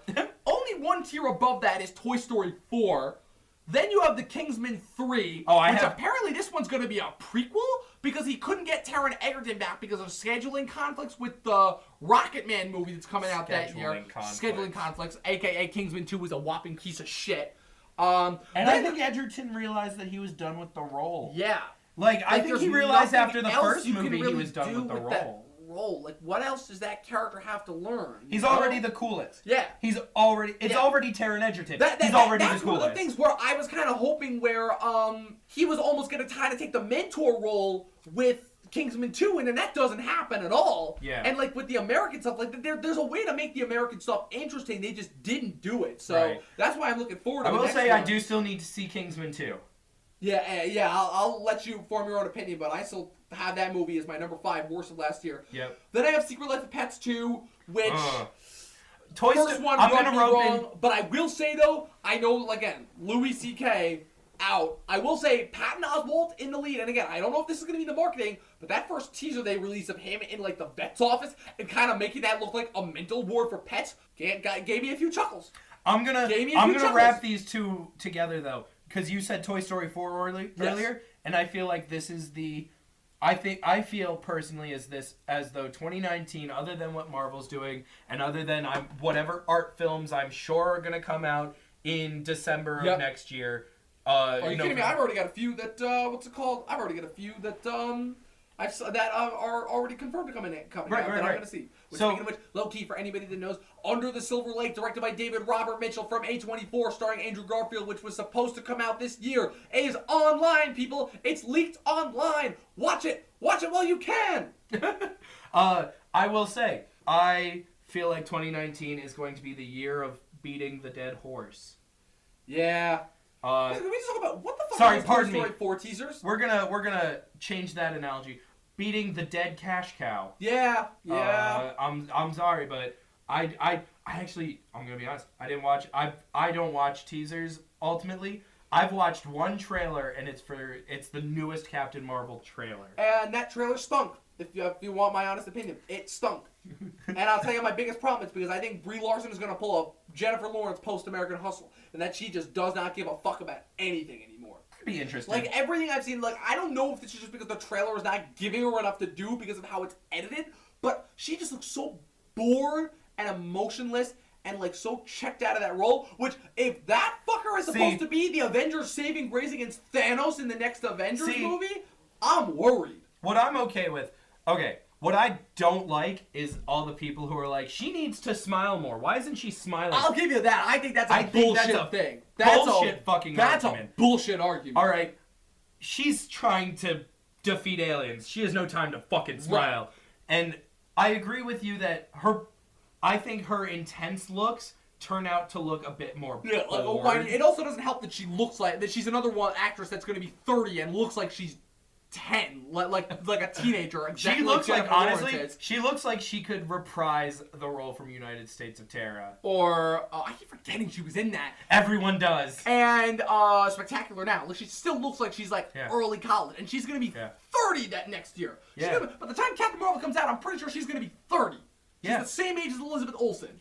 And so the thing is, I love Brie Larson. I love her acting style when she's. It all depends on. I don't know who even is directing Captain Marvel. It is the directors of Half Nelson, It's Kind of a Funny Story, in Mississippi Grind, Anna Boden, and Ryan Fleck. Okay, so I don't think I've seen weird any ass other directing work. choices. You're not like alone in your confusion. Those are some weird ass directing choices. Well, so Brie Larson shines when the script is good, which based on what I've heard so far of Captain Marvel, the script is decent. Fingers crossed. Always hopeful. I enjoy them bringing back the reprisals. Like, I'm glad they're bringing back Coulson. They're bringing back Ronan and Korath from Guardians of the Galaxy. I think that could be a chance to rectify a wasted villain. I assure you we're going to get a Don Cheadle reference in there. Think so? Because he would only be like a teenager, like just going into the Air Force at that point. I think. No. So, no, because Rhodey would be... Because it's the 90s, and I think they're doing like the earlier mid-90s. Yeah, and Rhodey's the same age as Robert Downey Jr. They were roommates in college. Really? Yeah, in the Marvel Cinematic Universe and the Marvel Comics. Tony and Rhodey... I didn't even know Rhodey was in college. I thought Rhodey went right from high school to No, the Air Force, Tony and to the Rhodey military. both went to college. Rhodey was ROC. Okay. Oh, okay. Got it. And in the comics, Rhodey and Captain Marvel... So he could be in a flashback potentially. Well, not just that, but Rhodey and Carol Danvers are like dating / like yeah, but engaged obviously at one point. they're not gonna have that the same day because you gotta assume just for her age, if she's like mid-20s in the flashbacks, she's been away from Earth for 20 plus years, and so you gotta assume when she comes back. She would be roughly a few years older than them because she would most likely be college age when they're like just getting into it. Well, no. So I think what it is they're close to the same age. I think she's going to be younger than in the universe. Tony Stark and Rhodey are both like 53 and 51 respectively. Right. I think they're going. I thought Don Cheadle was older than Downey Jr. I'm pretty sure, but I think that Rhodey is younger in the universe than Tony is. Okay. Yeah. Either that or maybe it's the other way around. I don't know. They don't really harp on the ages of anybody outside but Captain so America I think and Thor. I wouldn't be shocked if they aged Brie Larson a little bit, not like special or visual effects wise or GFX wise, but just by like saying she's older, right? Because like I mean, Captain Marvel doesn't really age, right? She doesn't age. That's the whole thing of her Kree thing. And they'll definitely explain that in this movie. How they're gonna pull an X-Men First Class where they blatantly explain the reason for why. Again, going back to Jennifer Lawrence, why she's still Jennifer Lawrence and gorgeous in the 70s and 80s, and that at least still makes sense. Why Michael Fassbender and James McAvoy don't age is beyond me. But again, it's gonna be a whole thing where they explode the whole day. They have a point in this movie where now your Kree energy will make you look like you're still 20 when you're 50. Right, and which I'm okay with. Which will make you get past the idea of 30-year-old Brie Larson bouncing off of 20 and off of 50-something-year-old Downey Jr. and Don Cheadle in the next movie. Right, and also 38-year-old Evans. Yeah, 38. No. Evans was 81 or 82, so he's only 35 or 36. Hemsworth is 35. Ruffalo is actually the one that's the oldest because he's 56. Yeah, he's like mid-50s now. Junior's 53. No, because he was 64, so he would be 54 now. Because he was... Yes. Actually, no. Ruffalo is younger than Downey. Ruffalo was 67. I was going to say. Yeah, Ruffalo Downey was the 64. Downey is 65. Cheadle is 54. Sorry, 64. Yeah, right? And Evans is 81 or 82. Blows my mind that Don Cheadle's that old. Jeremy Renner's right in the middle because Jeremy Renner is 71. Johansson is the youngest because she's 84, and Holland's technically the youngest. Obviously, but I'm only talking people who are going to be in the next movie for most of it. Oh. No, not talking deaths and fucking. Oh no, because technically Bradley Cooper, but that's a voiceover, so I don't know how you want to count that. So Paul Rudd, surprisingly enough, is like the next oldest after Cheadle, Ruffalo, and Downey. He's 50. He's 50. He's gonna be 50 next year. He's 50. He's 49 he's right turning now. 50. Yep. So real quick, we're just gonna bounce through the rest of these. So Terminator from Tim Miller. Not looking forward to that. Just hold on. Terminator. Yeah, the Tim Miller's Terminator movie. That's wiping out all the last ones out of continuity, bringing back Linda Hamilton, and also starring Mackenzie Davis and someone else who I don't know is coming Wait, out so then next what's year. going to be canon? Oh God, I hate the Terminator It's canon. going to be another one like Halloween, where it's all taking place right after the last good one, which is T2. It's wiping Okay. T3 through T5 out of existence. I'm okay with that. All right, awesome. Cool. So then, moving on, Spider-Man: Far From Home. Hoping it's going to be good. Looking forward to it. Gonna wait Really for a excited. trailer to judge it.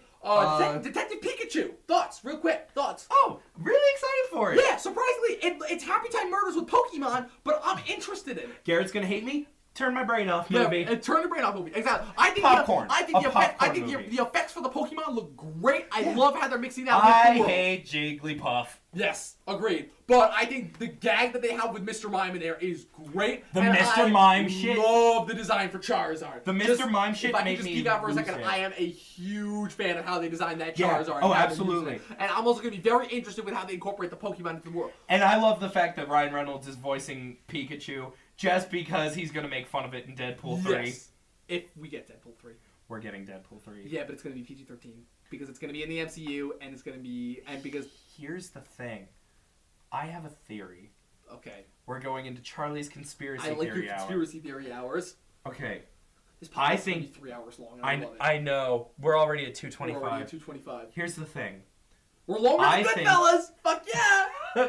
I feel personally that they're going to keep Deadpool at an R rating, and it'll Really? be the only Disney movie with the Because branding the and Russos, everything. the Russos have said the X-Men and Deadpool are definitively coming to the MCU. Yes, I know. And you think And they're going to keep that at an R rating? I think the only one that they will keep at an R rating is Deadpool. Even in the MCU? Yes, because I think Disney will recognize that a cut of Deadpool where he can't say fuck is not a good movie. And I think they're going to see not only the success of the first Deadpool, but the fucking success of the sequel. Yeah, but even still, like, even though it made a lot of money, I think the second sequel, the sequel didn't do the numbers that Fox wanted to do. Like, Fox's box office grosses of its movies over the last couple of years are a big reason why Disney was able to so easily buy them out. Well, also personally, and you know, this is going to go against everything I believe in as someone who wants to make films. I think Fox overpaid for the second Deadpool movie. You think so? Yes, I think absolutely. You I think think they should they're- have gone with the lower budget? Because I remember that was. I think one because thing- that was one of the big reasons why Tim Miller left and they brought in David Leitch was because I think they wanted to do a bigger budget and Tim Miller said he didn't want to do a bigger budget or the other way around. I don't remember Here's which the one thing, was which. and that's the thing. Okay, Deadpool 1 works because it was a low budget. They worked with what they had, and the studio didn't believe in it anyways, so they were ready to cut a loss.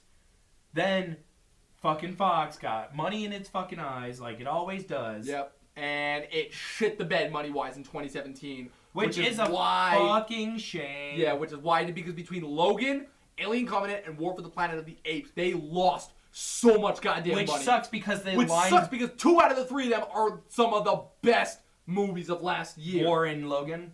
Logan and War. Yeah. Okay, I was gonna say because I wasn't big on Alien Covenant. Alien Covenant's not good. I mean I like it for what it does for the Alien universe. I like some of the story stuff Yeah. that it does, but Ridley Scott's losing his mind in it. He so, needs to stop making movies. real quick, only because I'm currently starving and I want to go grab some late same, night. same, so same. I'm just going to wrap this up and run through, I'll say, my top 20 that I'm looking forward to for next year. Christ almighty, I'm Dom. going to run through this. We're I'm going to gonna get into a run tangent, through you know this, that. right? I know this. So, number 20, I have Ford versus Ferrari, which is the upcoming next James Mangold movie, speaking of Logan, which stars Christian Bale and Matt Damon as...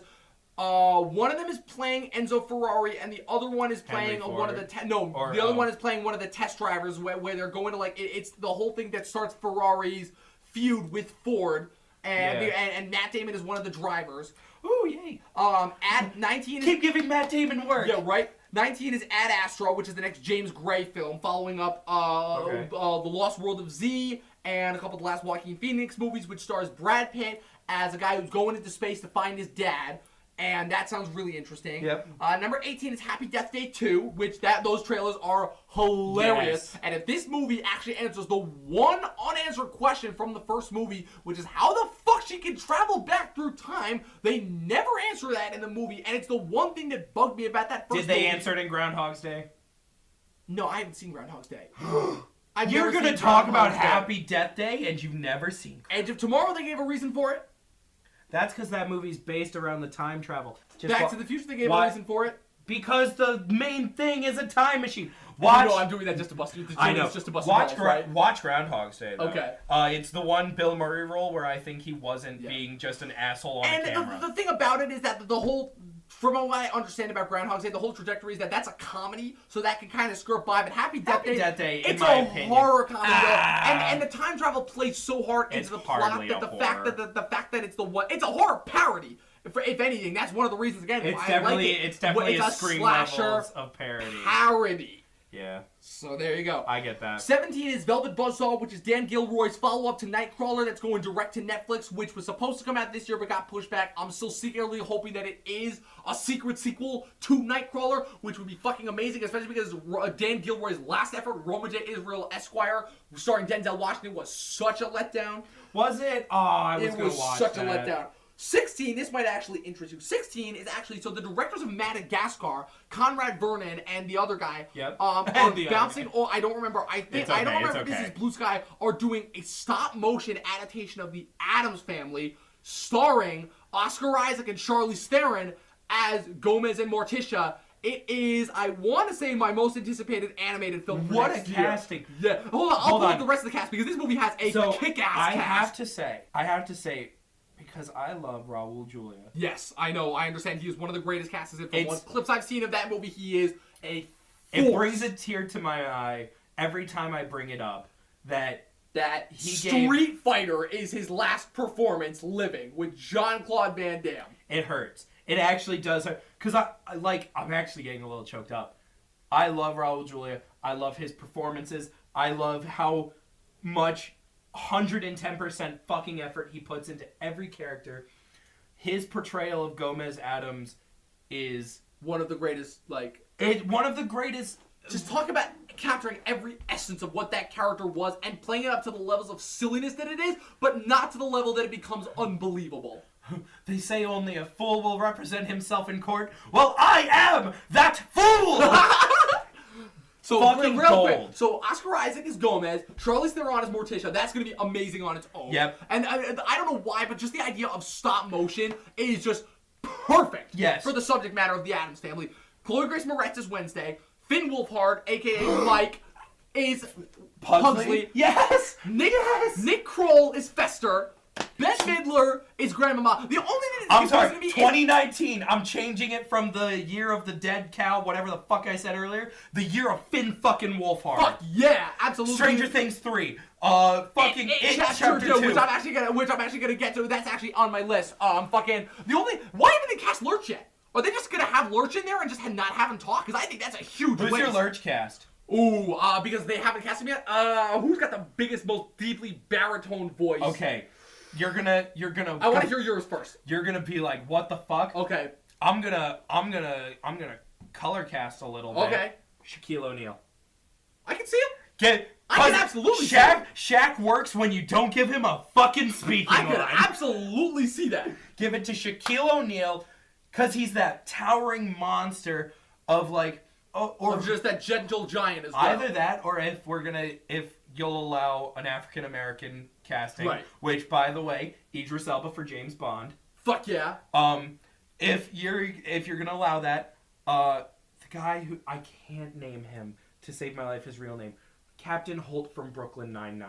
Andre Braugher, because of his just how baritone not just voice. That, but how well he can play monotonous guy, and how funny he makes that. Exactly. Yeah, absolutely. And Andy Serkis as a Thing. Yes. Yes. Even though, does Thing speak? No, not at all. But it's all hand mocap. But it's stop motion. Oh, right. They're doing stop motion, not motion capture. Oh, I was going to say if I were to... If it was motion capture, I'd say it's to just have Andy Serkis play everyone. But... I was just like... Well, speaking of Andy Serkis, Mowgli Legend of the Jungle comes out. Well, I mean... super fucking hype. Yeah. I hope that's as good as it is. I think that movie is super fucking violent. Is it? I'm looking forward to it. Oh, looking forward to it. So, continuing with the list, 15 is Glass, 14 is Shazam, looking forward, and 13 is Joker, Todd Phillips live-action Joker movie. Looking forward to all three of those, seen trailers, all the things that I said, hype for all of them. 12 is episode 9 for Star Wars. Hype. Obviously, still hype even with all the bad blood from The Last Jedi. 11 is a movie that's coming out. It's the next Rupert Wyatt movie called Captive State. The trailers have given me nothing about that movie, but the premise sounds insanely good. So I'm very much looking forward to it. Plus, I love that guy, Ashton Sanders from Moonlight. That kid kicked ass in that movie. Yes. I cannot wait. So now we get to my top 10. So my number 10 is a movie that's coming out. A couple of trailers have come out for it already called Fighting With My Family. It's directed by Stephen Merchant. It's about the WWE wrestler Paige, and I think it looks great. I think the idea to have The Rock play himself is great. Vince Vaughn, for whatever wrestling personality he's playing, I think is great. Nick Frost and Lena Headey, Cersei Lannister herself as the parents, I think look great. I'm very much looking forward to that movie, and I'm not a wrestling fan at all. You know what? Hold on, real fast. 2019, fuck the year of Finn Wolfhard. The year of Game of Thrones ending. Fuck yeah. The end of the throne. Why'd you have to bring it up? Oh, I'm sorry, but oh my god. Like, why? Oh my god. Yeah, we just had a nerd orgasm it was like a sad boner, like a cry boner. So, continuing with A24 ones, my number 9 is A24's High Life, starring Robert Pattinson. It's another space movie. I don't know what it is with me looking forward to space movie. Can we just say thank God for A24 for showing us that Robert Pattinson can not only act, but be awesome in movies? Alright, here's my fucking thing. If you look at that poor boy's face in every interview that he's ever done where he has to talk about those godforsaken Twilight movies. movies, God. He just I feel so miserable. It hurts me so much that he did that and that. I mean, of course he did it to himself. Yes. But also, like... But he was... It was money. It was money. It was money. It was money, and it was critical. It was not critical, but it was fan acclaim, where he could get traction to be in bigger hits, where he could actually use some of his acting chops, and then that didn't happen because the script and just those movies in general. Just the movies I'm in sorry, general. I don't like those movies. Those movies advocate for abusive relationships. Yeah, it's the same. Honestly, the people who root for Edward and Bella honestly are the same morbid fucks that root for the Joker and Harley Quinn. And I'm like, that's the most abusive relationship I've ever seen. Here's your fucking soapbox. Fuck all of those guys, because I'm sorry, I am not a fan of abusive relationships, and I have this thing in media where I don't like it when media tries to preach that not okay subjects are okay. It's one of the biggest problems why I despise the first season of American Horror Story. The first season of American Horror Story is very well made, but I'm sorry, I cannot get behind it when the main trajectory of that show is trying to get me to not feel empathy for it, because there's a difference between feeling empathy and feeling sympathy. You can make me feel empathy for Tate. That's one thing, because his mom is a fucking philanderous, pardon my French, whore. I know it's a double standard, but go ahead. who manipulated one of her lovers to killing his brothers, and he was manipulated by the fact that they were living in the murder house. That's one thing. That's getting me to have empathy for it. But the fact that the show is trying to let me feel like a active school shooter can be redeemed because he can't remember it, and because he sees a piece of ass that can save him? Fuck you, show. Fuck you, show. Fuck you, Ryan Murphy, for trying to make me sympathetic. I'm sorry, that gets me heated every time. Because, so it's one thing if it was just like a spat between me and one of my friends between debating which season of American Horror Story, which, hot take, I think the only actual great season of American Horror Story is Asylum. That's the only one that's fucking consistent. Because every goddamn season of American Horror Story gets lost in its goddamn subplot.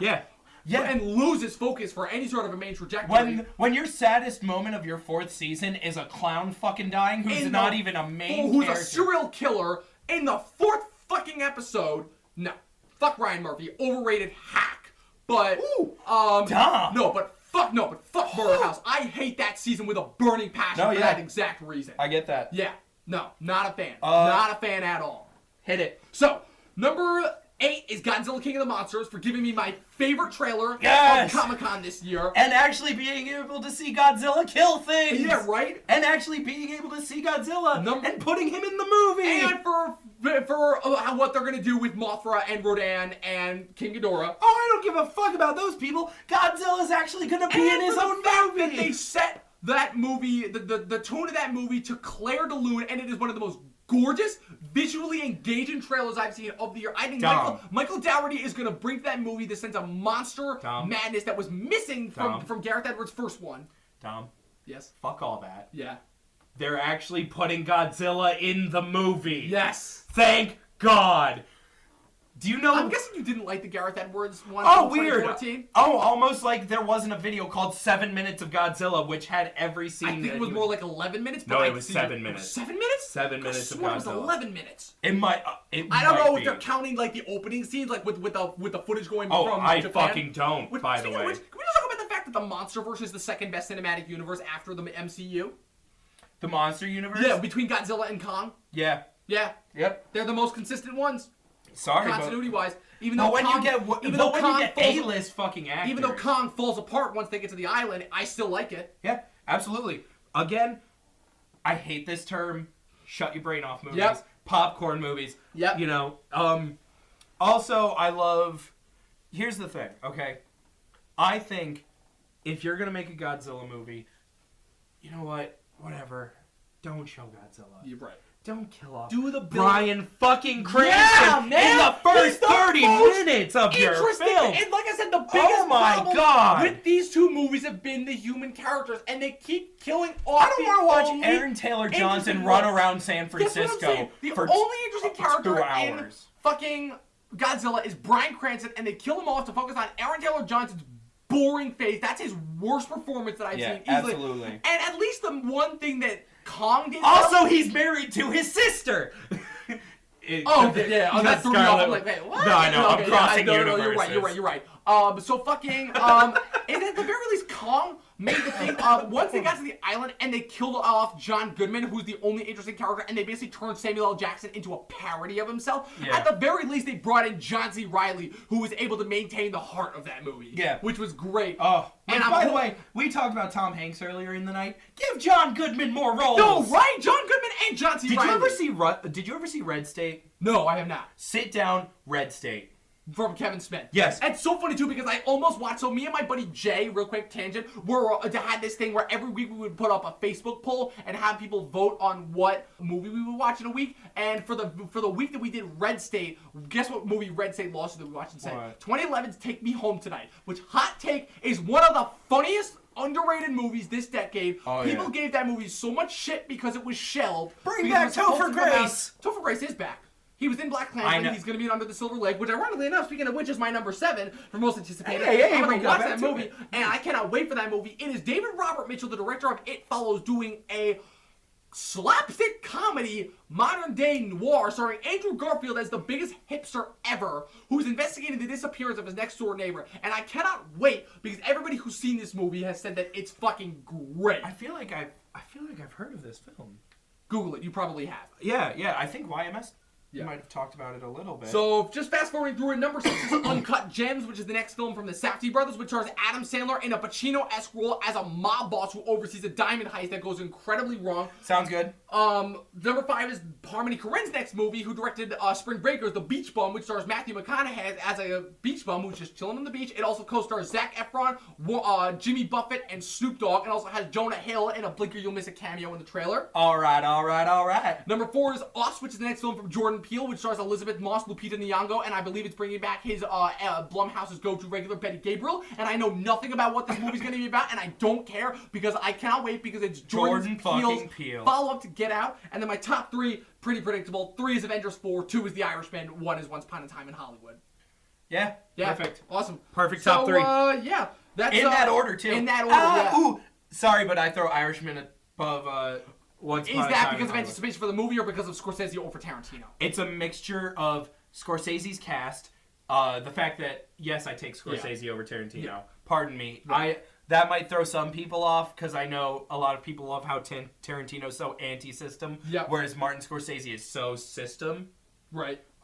Especially when you've got renegades like Lucas and Coppola coming out of that same era as Scorsese, but I think Scorsese is by the books and hands down the greatest director of all time. Oh, he's up.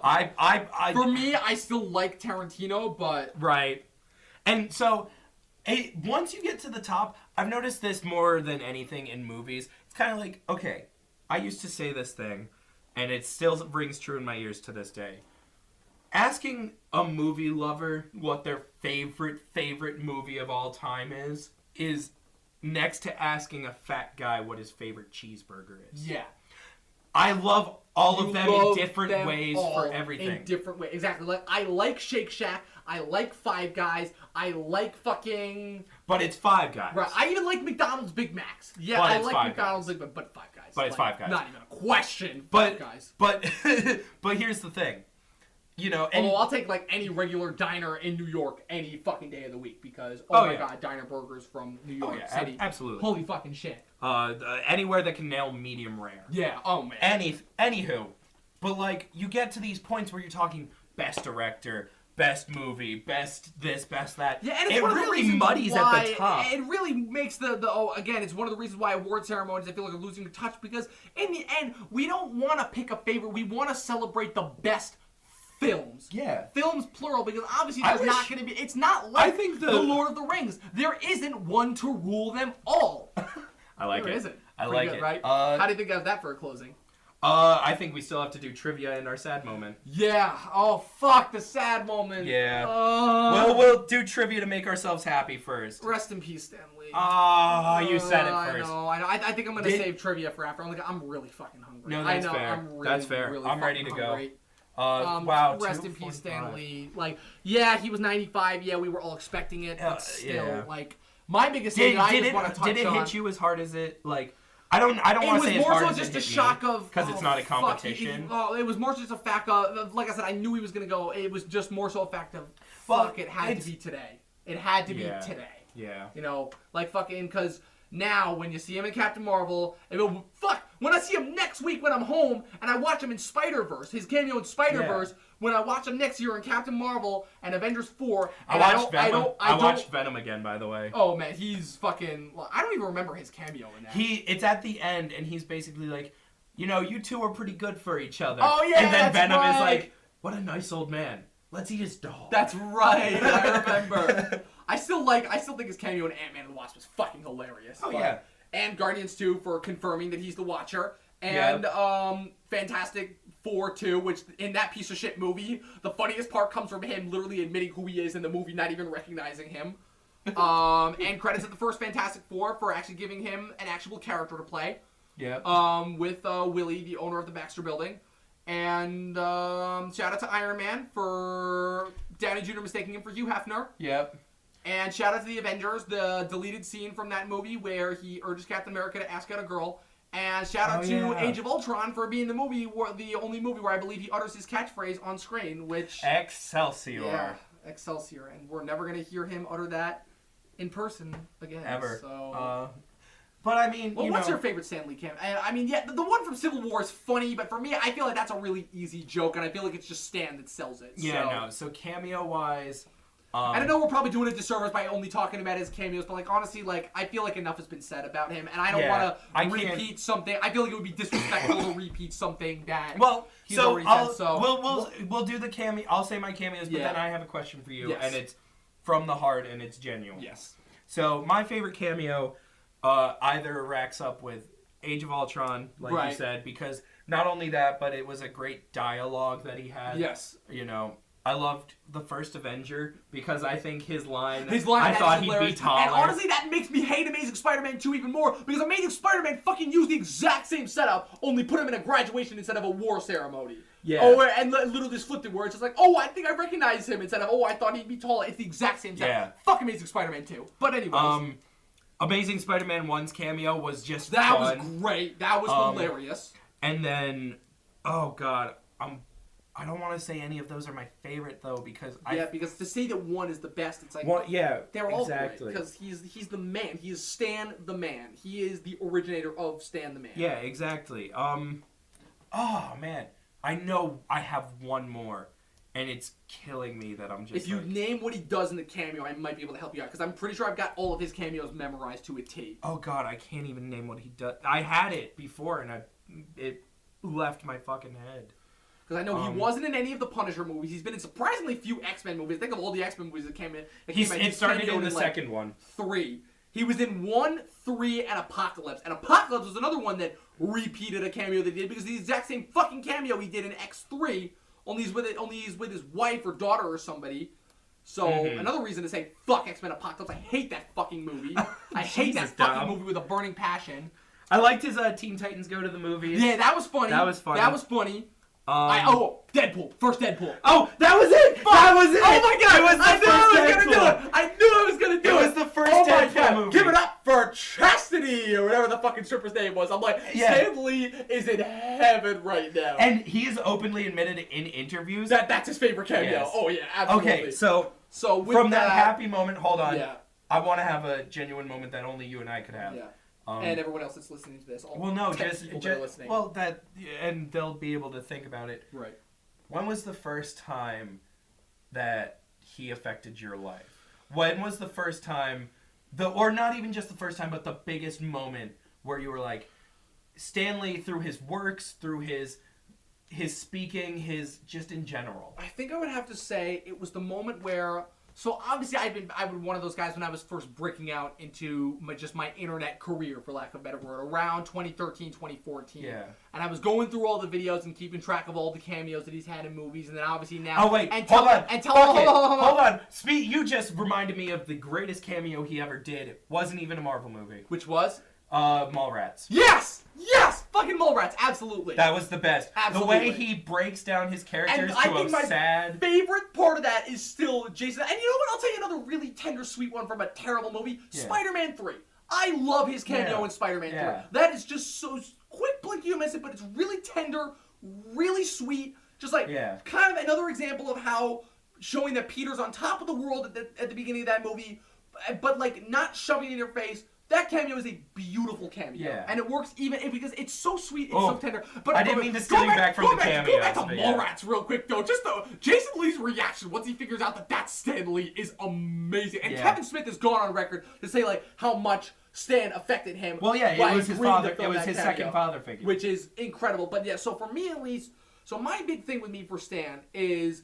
Obviously, again, with the beginning of my internet career, going through, seeing all his cameos, putting my brothers onto that, we're now to the point where now my brothers go, oh, that's where I don't have to do this anymore, and it makes me happy, where it used to be where I was the only one who would say, oh, Stan Lee, and all the Stan Lee cameos, and now I've gotten to the point now where my brothers do it as well, and that just makes me really happy that they love these Marvel movies and these properties as well.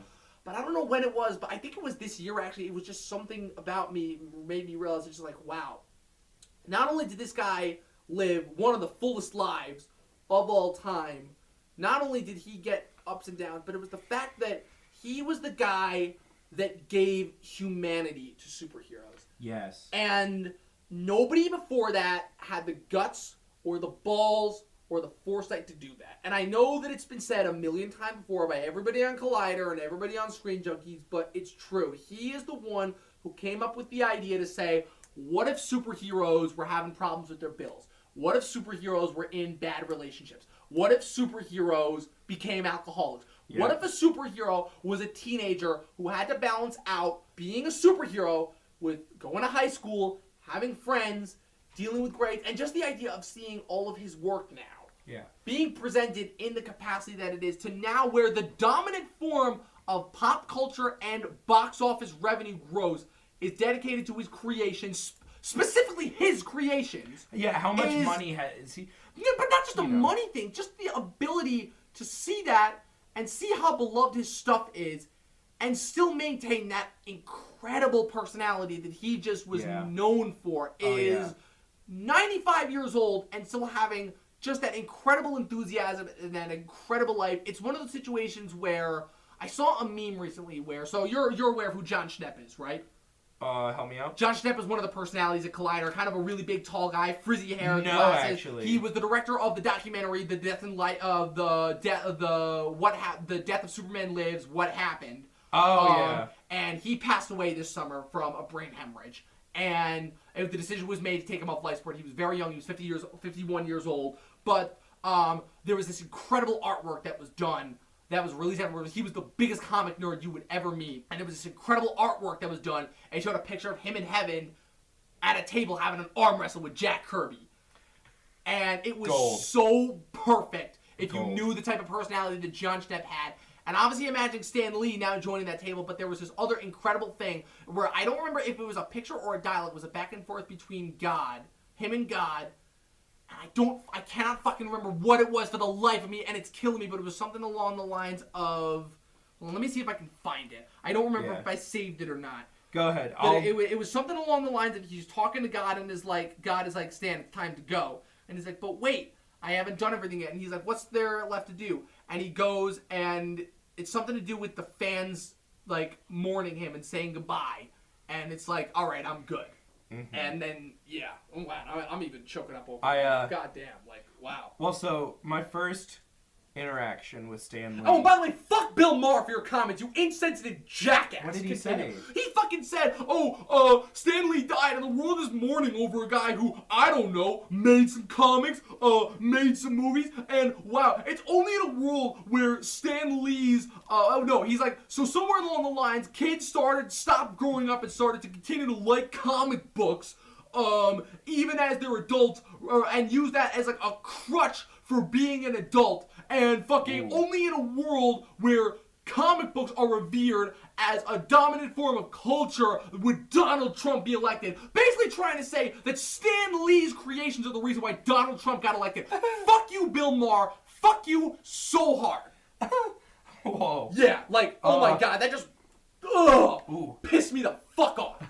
So, my first interactions with Stan Lee. Yeah. I mean, not face-to-face, obviously. Right. Because I was 8. But, Wait, you met him in person? No, not face-to-face. But my first interaction with him in general was reading Stan's soapbox. Okay. Was reading the little editor's note at the beginning of every Spider-Man comic. Right. Because I used to get, like, collections. So, like, I would get the volume collections of, like, here's the first 15 Spider-Man comics in a collection. Because your ass can't afford an original print of the first Spider-Man. And Comixology won't exist for another 15 years. Yep. And so I was reading it, and I was like, I read the first Stan soapbox in the first Amazing Spider-Man, and I can't tell you to this day what it's about. None of the words ever stuck with me very specifically, but just the way it made me feel. Yeah.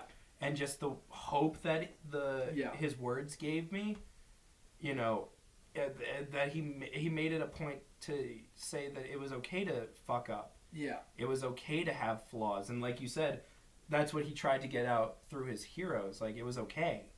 You're doing fine.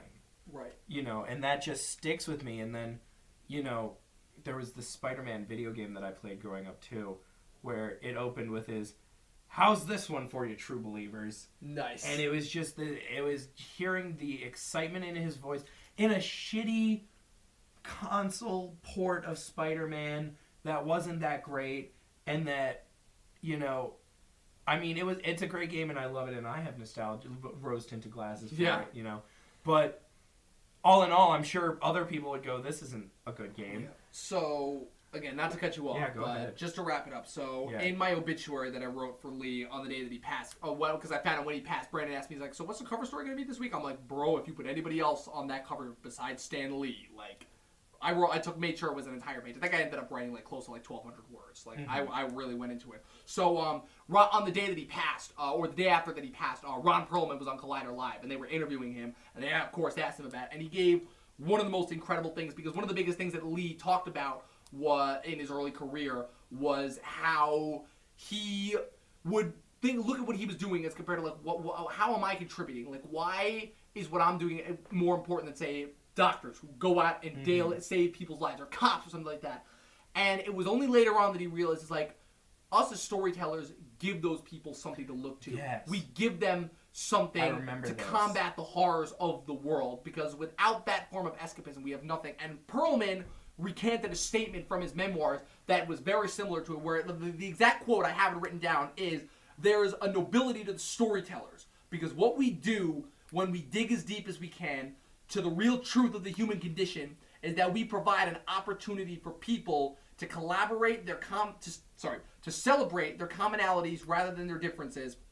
You watch a movie and you say, oh, I know exactly what that dude's going through. And you walk out feeling better because you're not the only one that feels that way. You're not going through that morass alone. And that's what we do. We uplift people as storytellers. And God bless Stan. Mm-hmm. So, yeah. I think with that note... That's a beautiful note. I think that's a beautiful note to end on. thank God 2018 is almost over because it's been a rough fucking year for movies, just in general, for me, And again, I disagree with you on that, but, Yeah. but okay. And so long 2018. I'm very happy for 2019 to start, and let's just give one last big one for Stan, huh? Oh, yeah. Okay, on three. One, two, two, three. Excelsior! The Laker Movie Nerd Review Podcast, the newly formed and combined love child of the movie nerd and Oswegonians Laker Review Podcast. I'm gonna make him an offer he can't refuse. Say what again? Say what again? Why so serious? Watch what happens. Well, what happened is this bull would go right through your fucking head. Watch what happens. I am the one who knocks.